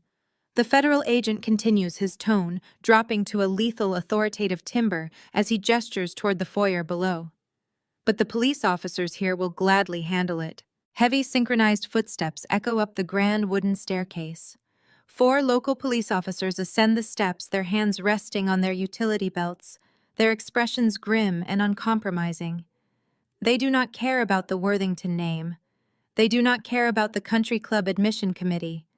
They step onto the landing, completely surrounding my paralyzed, terrified parents. The sharp metallic clatter of steel unlatching from leather utility belts breaks the paralyzing spell, holding the hallway hostage. The 4 local police officers do not hesitate. They move with practiced, synchronized precision, completely unfazed by the opulent surroundings or the expensive rugs beneath their heavy boots. Officer Jenkins, a seasoned veteran who looks entirely tired of wealthy suburbanites, steps directly into Gregory's personal space. He grabs my father's shoulder, spinning him around with enough force to make Gregory stumble in his custom Italian loafers. Gregory instinctively, violently jerks his arm away, his deeply ingrained arrogance flaring up for one final pathetic stand. "Do not put your hands on me," he barks, his voice trembling with a mixture of outrage and terror. "Do you have any idea who I am? I am personal friends with the chief of police. I am on the board of the country club." "You cannot treat Gregory Worthington like a common criminal." The officer does not care about the country club. He does not care about the Worthington name. He simply grabs Gregory's wrist, twists it sharply behind his back, and slams him chest first against the floral wallpaper. The impact rattles the framed family portraits hanging on the wall. The heavy steel cuff clicks securely around Gregory's right wrist, followed immediately by the left. My father. The man who spent my entire life acting as the untouchable king of a pristine castle lets out a high-pitched, breathless whimper as his cheek is pressed against the drywall. His social armor is completely gone. Simultaneously, two other officers converge on my mother. Cynthia realizes exactly what is happening. The reality of a jail cell of criminal charges of absolute public disgrace finally breaches her delusion. She begins to thrash wildly, her designer silk blouse tearing at the shoulder as an officer firmly grabs her arm. "Get off me!" Cynthia shrieks, kicking her expensive heels against the officer's shins. "This is a mistake. We were just trying to protect my mother. She is sick. You cannot arrest me." The officer easily overpowers her frantic struggling, wrestling her arms behind her back. The second pair of handcuffs ratchets shut with a loud, final click. The physical constraint completely breaks her. Cynthia drops to her knees, forcing the officers to awkwardly hold her up by her triceps. Her carefully maintained hair falls in messy, tangled strands across her face. Her mascara runs down her cheeks in thick black rivers. Finding no sympathy from the police or the federal agents, Cynthia twists her neck to look wildly at me. Her eyes are wide, bloodshot, and completely devoid of the haughty superiority she has worn like a crown for 3 decades. She resorts to the ultimate desperate weapon of a toxic parent. "Melanie, stop them!" Cynthia wails, her voice cracking into a raw, guttural sob that echoes off the vaulted ceilings. "Tell them to let me go. I am your mother. I carried you for 9 months. I gave you life."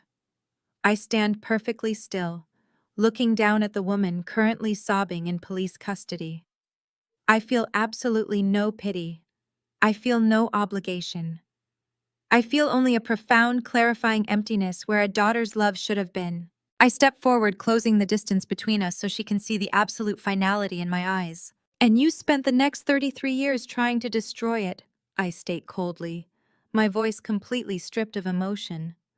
"You gave me life, but you spent every single day making sure I felt entirely worthless for living it. You isolated me, you mocked my ambitions, and you deliberately sabotaged my future just to make sure Brittany looked brighter by comparison. You did not want a daughter. You wanted a scapegoat." Cynthia chokes on a sob, shaking her head in frantic denial, but I do not stop. "So no, Mom, I will not save you." I continue stepping back and gesturing toward the staircase. "You are finally facing the consequences of your own monstrous greed. Have fun in holding. I hear the jumpsuits do not come in designer labels." My mother lets out a devastating, breathless wail. It is the sound of a woman mourning her own social execution. The officers haul her to her feet without a shred of gentleness. They begin marching her toward the staircase. Gregory is dragged right behind her, his head hanging in total weeping defeat. As they are marched down the grand staircase, the front door is pulled wide open by the SEC agents leading the way. The flashing red and blue lights of the cruisers illuminate the expansive front lawn. I walk to the top of the landing and look out through the massive foyer window. The Worthington nightmare has become a public spectacle. The neighbors have stepped out of their pristine mansions, pulling their robes tight against the night air. Mrs. Gable from next door is standing at the edge of the driveway, her hand covering her mouth in shock. The entire neighborhood is watching Cynthia and Gregory Worthington, the self-proclaimed royalty of the subdivision, being shoved into the back of police cruisers in handcuffs. Cynthia sees the neighbors watching. She lets out a final humiliated cry and ducks her head, trying desperately to hide her ruined face from the judging eyes of her peers. The doors of the police cruisers slam shut, sealing their fate. The federal agents offer me one last respectful nod before stepping out into the cool night air, leaving the front door standing wide open. The silence slowly creeps back into the house, thick and absolute. I turn away from the window, breathing in the quiet reality of my reclaimed life. My grandmother sits comfortably on the edge of her bed, watching the driveway with an expression of deep, vengeful satisfaction. The toxic empire has fallen. But the silence in the hallway feels slightly off. I turn my head, my eyes scanning the corridor. The chaos of the arrests, the screaming, and the flashing lights had completely consumed the attention of every person in the room. In the midst of the violent distraction, the golden child had calculated her odds of survival. I catch a flicker of movement near the shadows. As my parents' cruisers prepare to pull out of the driveway, Brittany is slowly, silently backing toward the guest bedroom door. Her expensive handbag is clutched tightly against her chest, her shoes held firmly in her free hand to muffle her footsteps. She keeps her eyes fixed on me, her breathing shallow and terrified, desperately trying to slip away unnoticed into the night. I do not even turn my head. I keep my gaze locked on the flashing police lights illuminating the driveway outside the window as I speak, my voice carrying clearly through the sudden quiet of the mansion. Stop her at the stairs. Brittany freezes mid-step. She barely has a fraction of a second to process the command before heavy footsteps echo from the adjoining corridor. Two more uniformed officers step out from the shadows of the west wing, planting themselves squarely at the top of the landing. They block her only viable escape route, forming a physical barrier between my sister and her pristine, fraudulent life. Her expensive designer heels clatter uselessly to the hardwood floor.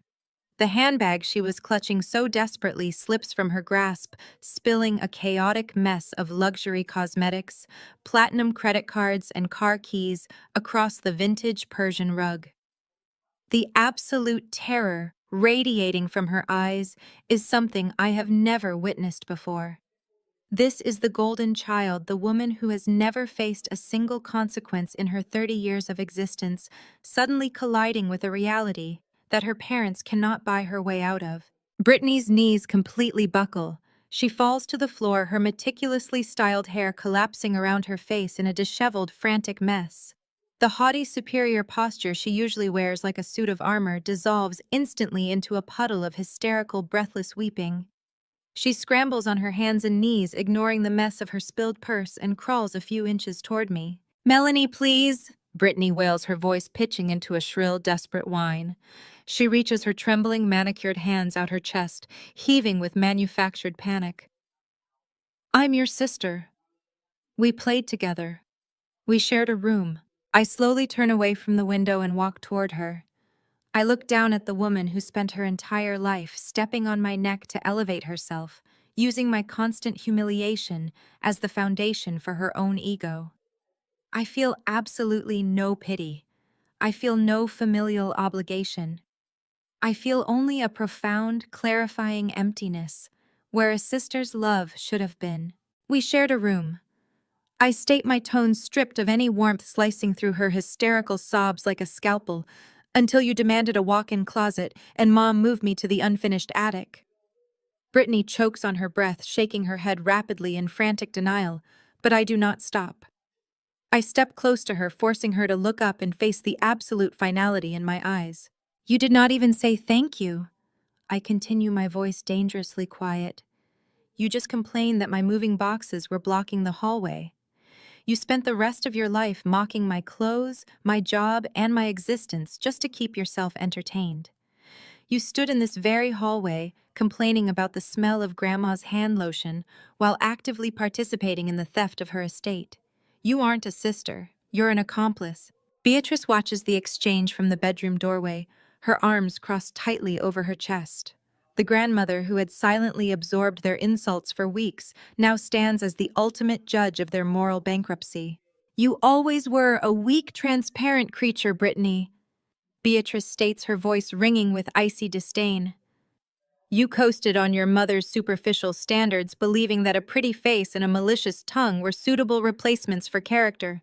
You married a man whose only discernible talent is moving stolen money across international borders, and you thought you were brilliant for it." Brittany flinches as if physically struck. She violently wipes her eyes, smearing dark makeup across her pale cheeks.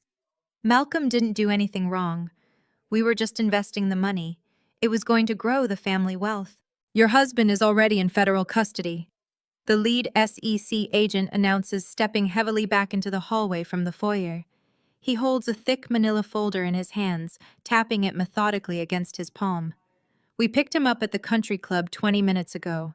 He was attempting to board a private charter out of the county." Brittany lets out a choked, devastated gasp.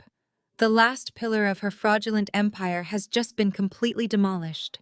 She scrambles backward like a cornered animal, her hands pushing frantically against the floorboards.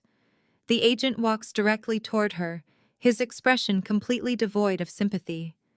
He does not see a weeping, frightened woman. He sees a white-collar criminal who arrogant enough to believe she was entirely above the law. "I didn't do anything," Brittany shrieks, her voice breaking into a terrified squeal. "I just signed what Malcolm told me to sign. I didn't know what it was. I'm just his wife. I didn't take the money." The agent stops right in front of her, looking down with a mixture of professional detachment and profound disgust. He opens the manila folder and pulls out a heavily highlighted legal document, holding it up so the stark black ink is visible under the hallway chandelier. "Ignorance is not a valid legal defense," the agent states, his voice authoritative and booming, demanding absolute compliance. He begins to read her rights, the standardized phrasing sounding like a death knell for her luxurious lifestyle. Then he drops the final inescapable truth. "Brittany, your signature is on the LLC that laundered the stolen retirement funds.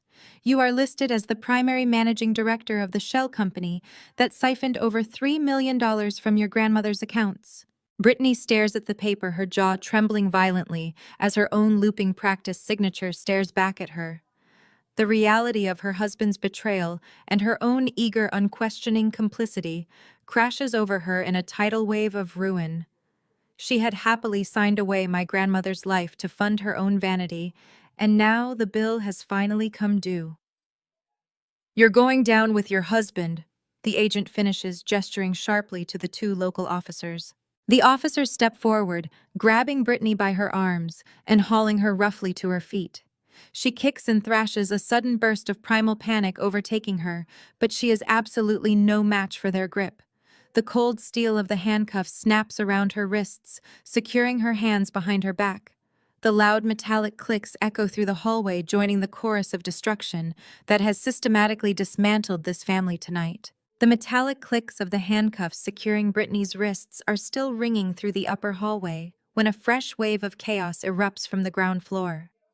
The massive oak front door, left standing wide open by the departing officers, frames the frantic, strobing red and blue lights of the police cruisers. Heavy, purposeful footsteps stomp across the marble tile of the grand foyer. Two federal agents march a man up the porch steps and shove him unceremoniously into the bright light of the entryway. It is Malcolm.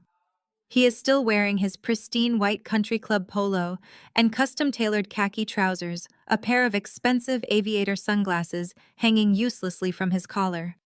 His perfectly coiffed hair is disheveled, and his hands are pinned securely behind his back in heavy steel cuffs. Malcolm violently twists his shoulders, attempting to shake off the agent's firm grip. His face flushed with a dark, panicked red. He is shouting about his civil rights, demanding to speak to his golf partner, who happens to be a federal judge, and threatening to sue the entire Securities and Exchange Commission for harassment. Then he looks up. Malcolm's frantic gaze sweeps up the grand wooden staircase and lands on the second-floor landing. He sees my grandmother standing tall and entirely conscious in her bedroom doorway. He sees me standing beside the lead SEC agent. And finally, his eyes drop to the floor where his wife, the woman he swore to love and protect, is currently kneeling on the Persian rug with her hands cuffed behind her back, weeping hysterically into her own lap. The arrogant, entitled bluster drains out of Malcolm instantly. The reality of the situation hits him like a freight train. He realizes there is no judge to call, no bribe to pay, and no legal loophole to exploit. The entire fraudulent empire has collapsed, and he is standing at the epicenter of the wreckage. Survival instinct, raw and utterly devoid of loyalty, takes over his brain. Malcolm does not ask if his wife is all right. He does not demand that the officers release her. Instead, he locks eyes with the lead federal agent standing next to me and immediately attempts to cut a deal using his own wife as the bargaining chip. "It was her idea," Malcolm yells, his voice cracking as he violently jerks his chin toward Brittany. "I told her it was too risky. I told her we should just wait for the inheritance, but she wouldn't listen." Brittany's sobbing halts instantly. Her head snaps up, her tear-streaked, mascara-stained face twisting into a mask of pure, unadulterated shock. She stares down at the foyer, entirely unable to comprehend that the man who helped her drain our grandmother's accounts is now offering her up to the authorities to save his own skin. Brittany wanted the Aspen house. Malcolm screams, his voice echoing off the high vaulted ceilings of the mansion as he tries to step toward the stairs, only to be held back by the agents. I was just trying to make her happy. She never stops demanding more. She threatened to divorce me if I didn't figure out a way to get the capital for the ski lodge. I was manipulated. She's a gold digger and she bled her own grandmother dry. The absolute silence that follows his declaration is deafening. The golden couple, the picture-perfect duo who spent the last 5 years terrorizing this family with their manufactured superiority, has turned into a pair of cornered rats turning on each other for survival. Brittany's shock morphs into a feral, uncontrollable rage. Her face contorts into something monstrous. She struggles against the two officers holding her by the arms, kicking her bare feet wildly against the hardwood floor. "You lying coward," Brittany shrieks, her voice tearing through her throat in a guttural, raw frequency. "You set up the offshore accounts. You told me it was untraceable. You swore you were smarter than the auditors." Malcolm shakes his head frantically, playing the desperate victim.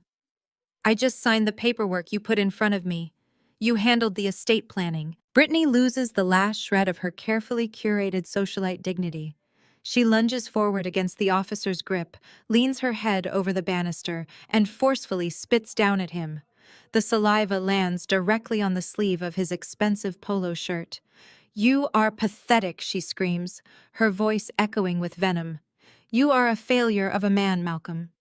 You dragged me into this." The two agents in the foyer grip Malcolm tightly, preparing to drag him out the front door and into the waiting transport vehicle.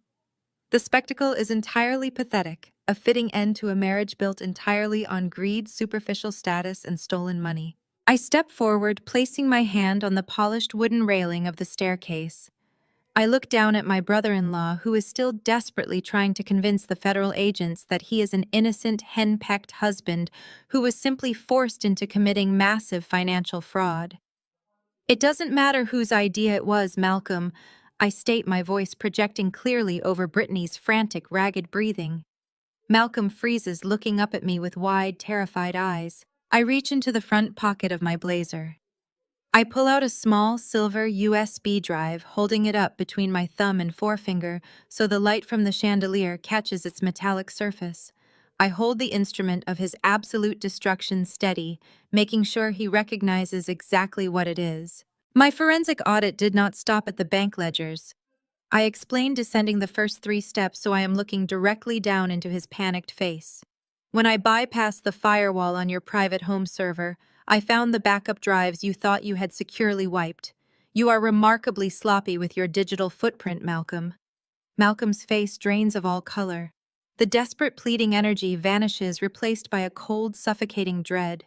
He stops pulling against the agents. "This drive contains every deleted email, every offshore account routing number, and every single fabricated invoice you used to siphon the funds." I announce, my tone completely devoid of mercy. I pause, letting the weight of the evidence crush the air out of his lungs before delivering the final fatal blow to his marriage and his freedom. "It also contains every text message you sent to your mistress Lexi using company funds." Brittany stops thrashing. Her entire body goes completely rigid. She turns her head slowly, staring at me with hollow, uncomprehending eyes. "The first-class flights to Dubai." I continue listing the items with methodical, punishing precision. "The luxury penthouse lease in downtown Seattle. The $50,000 diamond tennis bracelet you bought her the exact same week you told Brittany the market was down and you couldn't afford her Aspen house." Brittany lets out a sound that barely resembles a human voice. It is a low, suffocating wheeze of total, unimaginable betrayal. She looks down at Malcolm, who is now staring at the floor, completely unable to meet his wife's eyes. The money is gone. The reputation is gone. And now the illusion of her perfect marriage has been publicly slaughtered. "You're both going to federal prison," I state, the absolute finality of the sentence hanging heavy in the grand foyer. "And you are going to hate every single second of it." Malcolm's knees give out completely. He does not try to stand. He does not try to argue.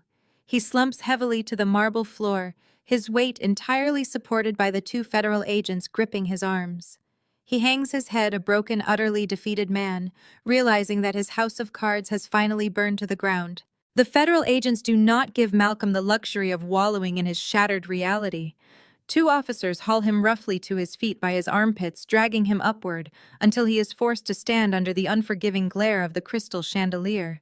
His designer loafers drag against the marble tile. He looks completely hollowed out, staring blankly ahead, as the sheer magnitude of his impending federal prison sentence paralyzes his mind. The police begin marching the family members down the grand staircase toward the massive double doors of the foyer. The procession is a beautiful, chaotic parade of absolute ruin. The flashing red and blue lights from the cruisers outside spill through the stained glass transom windows, casting fractured, panicked shadows across the opulent walls. My grandmother and I follow closely behind them, matching their pace, step for step. We watch the empire of lies crumble in real time. Beatrice walks with impeccable, terrifying posture. She does not lean on the banister. She does not waver. The fragile, dying woman they had so eagerly plotted to bury is entirely gone, replaced by the ruthless matriarch who built this estate from the ground up and has just successfully purged it of its parasites. As we reach the bottom landing, Gregory suddenly digs his heels into the plush Aubusson rug. He forcefully plants his feet, forcing the officer escorting him to jerk to a halt. My father breathes heavily, his chest heaving under his tailored suit jacket. He looks around the magnificent entryway, staring wildly at the sweeping dual staircases, the imported Italian marble columns, and the expensive oil paintings lining the walls. His eyes dart frantically, desperately trying to cling to the illusion of his own power. "This is a mistake," Gregory stammers, his voice cracking with a pathetic mixture of outrage and denial. "You cannot take me out of here. I am the patriarch of this family. I built this." He twists his head, looking up at the vaulted ceiling, as if expecting the house itself to intervene on his behalf. My house. My legacy. I step off the final stair, standing directly in his line of sight, so he is forced to look at the daughter he spent 3 decades treating like a worthless inconvenience. "My house," I correct him, my voice ringing with absolute 0-degree authority. Gregory blinks, his brow furrowing in genuine confusion. He shakes his head against the officer's grip. "What are you talking about?" "My name is on the deed." "Not anymore," I reply, stepping closer. "You took out 3 massive secondary mortgages on this estate to cover your catastrophic, impulsive investments over the last 5 years. You were quietly bleeding this property dry, completely convinced you could simply pay it all back once you inherited grandmother's portfolio. But you defaulted on the final balloon payment 2 weeks ago, Gregory. The bank was quietly preparing to foreclose. So I bought the debt. I paid it off in full through a private holding company. I hold the deed. This is my property now. And since it is an active crime scene, my private security team will be changing the locks in 10 minutes. You have nothing." Gregory physically sags, the remaining fight completely draining out of his muscles. The color vanishes from his face, leaving him looking pale, old, and utterly defeated. The grand legacy he had spent his entire life bragging about at country club dinners does not exist. It belongs entirely to the daughter he deemed too inadequate to succeed. Brittany, being marched right behind him, lets out a shrill, panicked gasp. She looks from Gregory to me, her eyes wide with mounting terror. "You bought the house!" she shrieks, her voice pitching into hysteria. "Where am I supposed to go? Malcolm's accounts are frozen. We do not have the Aspen Lodge. Where am I supposed to live? You can ask your husband's mistress if she has room on her sofa," I suggest coldly. "I hear the penthouse you paid for is quite spacious." Brittany lets out a feral scream of frustration, pulling violently against the handcuffs, but the officers easily march her forward toward the open front door. The cool night air rushes into the foyer, bringing with it the static crackle of police radios and the murmurs of the gathered neighbors, watching from the edge of the manicured lawn. Seeing the flashing lights and the waiting police cruisers, Cynthia suffers a total catastrophic breakdown. The reality of walking out of her pristine mansion in handcuffs, wearing a torn silk blouse, and being paraded in front of her wealthy peers finally breaks her mind. She stops moving entirely, forcing the officers to literally drag her across the marble floor. "Wait!" Cynthia cries out, twisting her neck frantically to look back at the grand staircase. "Stop. I need to go back upstairs. I need my things." An officer gives her a firm push toward the door. "Keep moving, ma'am. You do not need anything where you are going." "Please," Cynthia begs, her voice dissolving into a desperate, wretched sob. She looks wildly at Beatrice, then at me. "My jewelry. Let me at least take my jewelry box. The Cartier necklace. The diamond tennis bracelets. They are family heirlooms. I cannot leave them here. Please, just let me get my jewelry." The lead SEC agent, who has been quietly supervising the extraction from the center of the foyer, steps directly into Cynthia's path. He looks down at her tear-streaked face, his expression completely devoid of mercy. He adjusts the cuffs of his tactical windbreaker and offers her a tight, profoundly unsympathetic smile. "Ma'am, the jewelry was purchased with embezzled funds," the agent states clearly, his voice carrying over the chaotic noise of the entryway. "Every single diamond, every designer watch, and every piece of gold you currently claim to own was bought using money stolen directly from your mother's accounts. It is federal property now." The SEC agent does not wait for Cynthia to process the loss of her precious diamonds. He signals to the arresting officers with a sharp nod. They grip Cynthia by the arms and propel her forward, forcing her through the towering mahogany front doors and out into the biting chill of the night air. I step out onto the expansive front porch, the cool breeze rushing past me. Beatrice walks slowly but steadily to my side. I reach out gently, taking my grandmother's fragile but warm hand in mine. Together we stand at the top of the sweeping stone steps, flanked by the towering marble columns of the estate that now legally belongs to me. The scene unfolding on the driveway is a masterpiece of poetic justice. The flashing red and blue strobes from 4 separate police cruisers paint the pristine landscaping in harsh, unforgiving colors. But it is not the police presence that makes Cynthia freeze in her tracks. It is the audience. The Worthington estate sits at the heart of the most exclusive country club subdivision in the state. Privacy and pristine reputations are the currency of this neighborhood. Tonight, that privacy has been violently shattered. Dozens of neighbors have spilled out from their multi-million-dollar homes. They stand on their perfectly manicured lawns, their silk robes pulled tight against the wind. Every single one of them is holding a smartphone. The glowing screens form a jagged wall of digital witnesses. They are recording every humiliating second of the Worthington family's destruction. For 20 years, my mother ruled this specific cul-de-sac with an iron fist and a plastic smile. She hosted the extravagant summer galas. She dictated the HOA rules. She spent decades curating an absolute illusion of flawless, wealthy superiority. Whenever these exact neighbors asked about her youngest daughter, Cynthia would wave her hand dismissively over a crystal flute of champagne. "Melanie is simply finding herself," Cynthia would lie, her tone laced with manufactured boredom. "She is traveling abroad, doing charity work in developing countries. She is a free spirit, not suited for our kind of world. She deliberately hid my existence to ensure no one saw the scapegoat she emotionally tortured behind closed doors. She erased me so the spotlight would shine exclusively on Brittany, the perfect, obedient golden child." Now the cameras capture the undeniable truth. Brittany is the first to be marched down the long, sweeping driveway. She is completely barefoot, having abandoned her custom heels in the hallway. Her expensive designer dress is wrinkled and stained with her own makeup. She ducks her head, her tangled blonde hair falling forward to shield her face from the glaring camera flashes. She whimpers pathetically, trying to hide behind the broad shoulders of the officer escorting her. The golden child, stripped of her stolen wealth and unearned arrogance, is nothing but a weeping, terrified fraud. Malcolm is dragged out right behind her. The men standing on the neighboring lawns are the same men Malcolm played 18 holes of golf with every single Sunday. They are the men he bragged to about his offshore investment strategies and his brilliant financial acumen. Now they watch in silent, judging contempt as he shuffles toward the squad car, a ruined embezzler who threw his own wife to the wolves to save himself. Malcolm refuses to lift his head. He stares fixedly at the asphalt, completely broken by the public exposure of his crimes. Gregory follows his heavy boots dragging against the pavement. He looks toward the edge of the property, desperately searching for a single friendly face among the crowd. He spots Mr. Sterling, the president of the country club board, standing near the ornate brick mailbox. Gregory opens his mouth, perhaps to plead his case, perhaps to offer one final pathetic lie.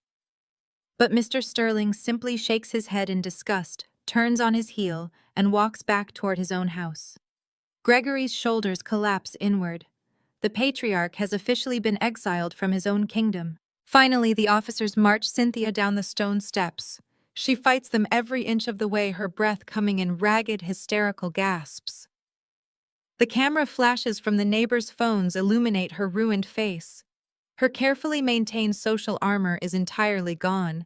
Her mascara runs in thick, dark lines down her cheeks. The silk blouse she bought with my grandmother's stolen money is torn at the collar. This is the woman who spent my entire childhood telling me I was an ugly, worthless embarrassment. This is the woman who told me I would never amount to anything, who ensured I slept in an unfinished attic while she bathed in stolen luxury. I stand tall on the porch, my shoulders pulled back, my grip firm on my grandmother's hand. I do not look like a discarded, unwanted daughter. Framed by the grand entrance of the mansion, I now own, breathing the air of my absolute victory. I look like royalty. I have reclaimed my life, my grandmother's dignity, and my future. I survived their cruelty and weaponized it to dismantle their entire existence. The officers guide Cynthia toward the final police cruiser parked at the end of the driveway. One of the officers opens the heavy rear door, placing a firm hand on the top of Cynthia's head to guide her into the cramped, caged back seat. Right before she is shoved into the dark interior of the squad car, Cynthia violently twists her body around. She fights the officer's grip just enough to look back up the long driveway. Her bloodshot, frantic eyes lock onto mine. She sees me standing on the porch of the house she can never enter again. She sees Beatrice, the mother she exploited and plotted to cast aside, looking down at her with cold, unwavering judgment. In that singular, agonizing second, the absolute totality of her failure crashes down upon her. The delusion shatters. Cynthia realizes she has lost the country club status she worshipped. She has lost the stolen millions that funded her vanity. She has lost her freedom to a federal prison sentence. And she has permanently lost the daughter she so casually threw away. She has absolutely nothing left. Cynthia lets out a final, devastating shriek of pure despair, just as the officer shoves her into the back seat. The heavy steel door of the police cruiser slams shut instantly, cutting off the sound of her wailing, sealing her fate in absolute silence. The red and blue strobes bounce off the brick facades of the neighboring houses one final time before the police cruisers shift into gear. The heavy tires roll down the long driveway, crunching over the pristine gravel, taking the architects of my lifelong misery with them. Mrs. Gable and the rest of the neighborhood audience slowly lower their phones, whispering frantically to one another as they retreat into their own flawless homes. The flashing lights disappear around the bend of the cul-de-sac, swallowing the chaos into the night. The profound, heavy silence of the Worthington estate returns. But this time the quiet does not feel oppressive. It does not carry the constant, suffocating threat of Cynthia's screaming or Gregory's belittling lectures. It feels remarkably clean. The air itself seems lighter. It feels like a massive toxic weight has been lifted from the foundation of the house itself. I stand on the porch for a moment longer, letting the cool wind wash over my face. I survived them. I survived 33 years of being the scapegoat, the punching bag, the designated failure. I survived their cruelty, and tonight I weaponize the truth to dismantle their entire existence. I exhale a long, steady breath into the crisp night air. I turn to my grandmother, who is still standing tall beside me on the porch. She offers a small, satisfied nod. We do not need to exchange words. The victory is absolute. I guide her gently by the arm, and we step back inside, closing the massive mahogany doors behind us and locking the judging eyes of the world out. We walk past the foyer, stepping over the scattered contents of Brittany's spilled designer handbag. Her platinum credit cards and expensive lipsticks lie abandoned on the floor, useless artifacts of a life she will never lead again. We enter the formal living room. The space is vast and immaculate, filled with Cynthia's ridiculous antique vases and Gregory's expensive leather armchairs. For decades, this room was a stage where they performed their roles of the perfect wealthy family while treating me like a disease they had to hide. I spent countless holidays standing in the corner of this very room listening to them boast to their friends while actively ignoring my presence. Now the room is entirely ours. Beatrice settles into the center of the plush velvet sofa, adjusting her silk robe with practiced elegance. I take a seat in the armchair opposite her, resting my hands on my knees. The adrenaline of the arrests is slowly beginning to fade, replaced by a deep, resonant calm. The empire of lies has completely crumbled. The toxic noise that defined my entire existence has been permanently silenced. Beatrice reaches into the deep pocket of her robe. Her hand emerges holding a thick cream-colored envelope sealed with dark red wax. She rests it on the glass coffee table between us, tapping her manicured fingernail against the heavy parchment. "I am an old woman, Melanie." Beatrice states, her voice sharp and perfectly clear, completely lacking the frailty she had feigned for the past 6 months. "But I am certainly not a foolish one. I knew exactly what Gregory and Cynthia were doing the moment they started asking about my portfolio. I saw the greed taking root in Brittany's eyes. I watched Malcolm sniffing around my assets like a starving dog. I look at the sealed envelope, realization beginning to dawn on me. I sat in that wheelchair day after day." Beatrice says, her voice steady and commanding. "I listened to Cynthia complain about the smell of my medicine. I watched Gregory appraise my jewelry while I was wearing it. I let Brittany pretend to hold my hand while she texted Malcolm about offshore accounts. It was repulsive, but I endured every second of their disgusting performative affection because I needed them to feel completely safe. I told them they were getting everything to bait them," Beatrice continues, her eyes glinting with a ruthless, calculated intelligence. "I dangled the entire estate right in front of their greedy faces. I played the weak, declining matriarch whose mind was slipping. I knew that if I gave them enough rope, they would eagerly hang themselves. They thought they were manipulating an old fool. They had no idea I was simply gathering the evidence required to lock them away." She slides the envelope across the glass table toward me. "They spent months plotting to steal what was never going to be theirs in the first place." Beatrice says, a faint, victorious smile playing on her lips. "This is the real will." I pick up the heavy envelope, breaking the wax seal with my thumb. I pull out the thick stack of legal documents. The paper is crisp, the legal jargon dense and uncompromising. I flip directly to the summary page detailing the distribution of her assets. I read the text once, then read it again, my heart hammering a steady rhythm against my ribs. Beatrice did not just cut them out, she completely, legally annihilated their future. The document explicitly disinherits Gregory, Cynthia, Brittany, and Malcolm, by name barring them from contesting the estate under any circumstances. But she did not just leave the money to me directly. Beatrice has placed her entire $5 million estate along with 100% of the original family business shares into an ironclad, irrevocable trust. I look up at my grandmother, completely stunned by the sheer brilliance of the legal maneuver. "You made me the sole managing director of the trust." I state the magnitude of the power settling over me.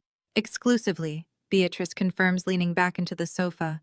"The trust is completely bulletproof. It cannot be altered, it cannot be challenged, and it cannot be dissolved by a judge.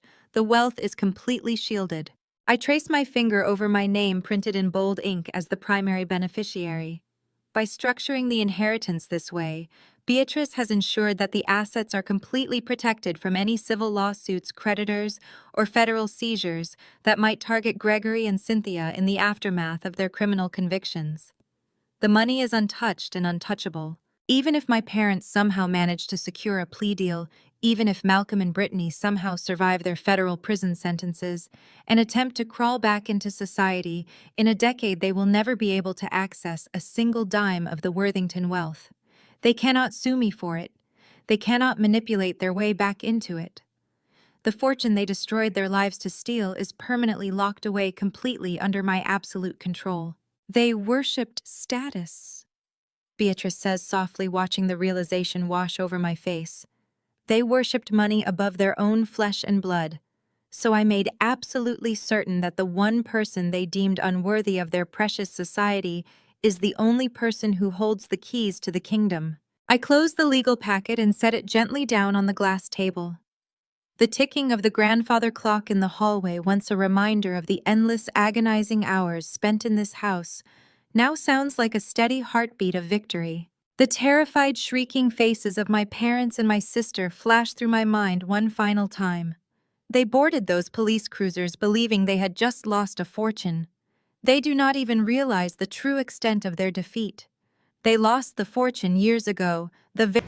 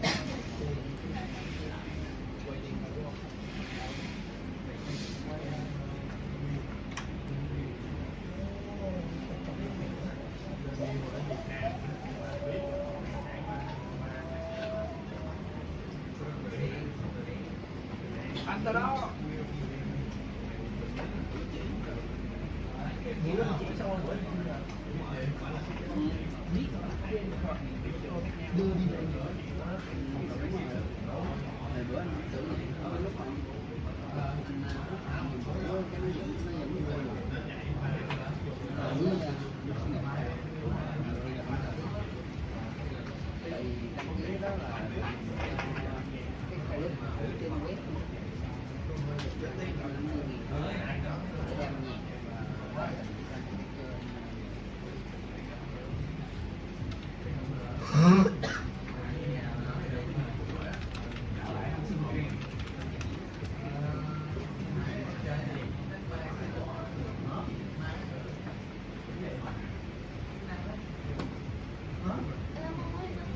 rồi. Đó, Thấy chưa? bây giờ Riêng không chị ai được. yêu má sao ra ai được. Dẫn nó lên top trên stage Ủa rồi. thích mặt gì hả? Đó, Ủa thích mặt gì? ai thích má. Mặt gì thì đương nhiên là sẽ lộ rồi. Nó không bị cái việc này sẽ nhảy gì đúng không? Thích. Cái nào cũng chỉ mình buồn xạo đừng có thích thôi. Siêu nhiên à. Hôm bữa đã lộ. Hôm bữa như bị cái quần đi sao á, như vậy đó sao? Nó kêu anh cái lộ. Chị bị xô. Nhưng sao là bữa đó cái là cũng có thắc mắc thiệt á. Một câu hỏi, có nhiều câu hỏi. Anh Long. Anh Long. Anh Long. Đi sao là khỏi tiếp. Khỏi tiếp đi. Sao làm ra mà không có để lộ ra.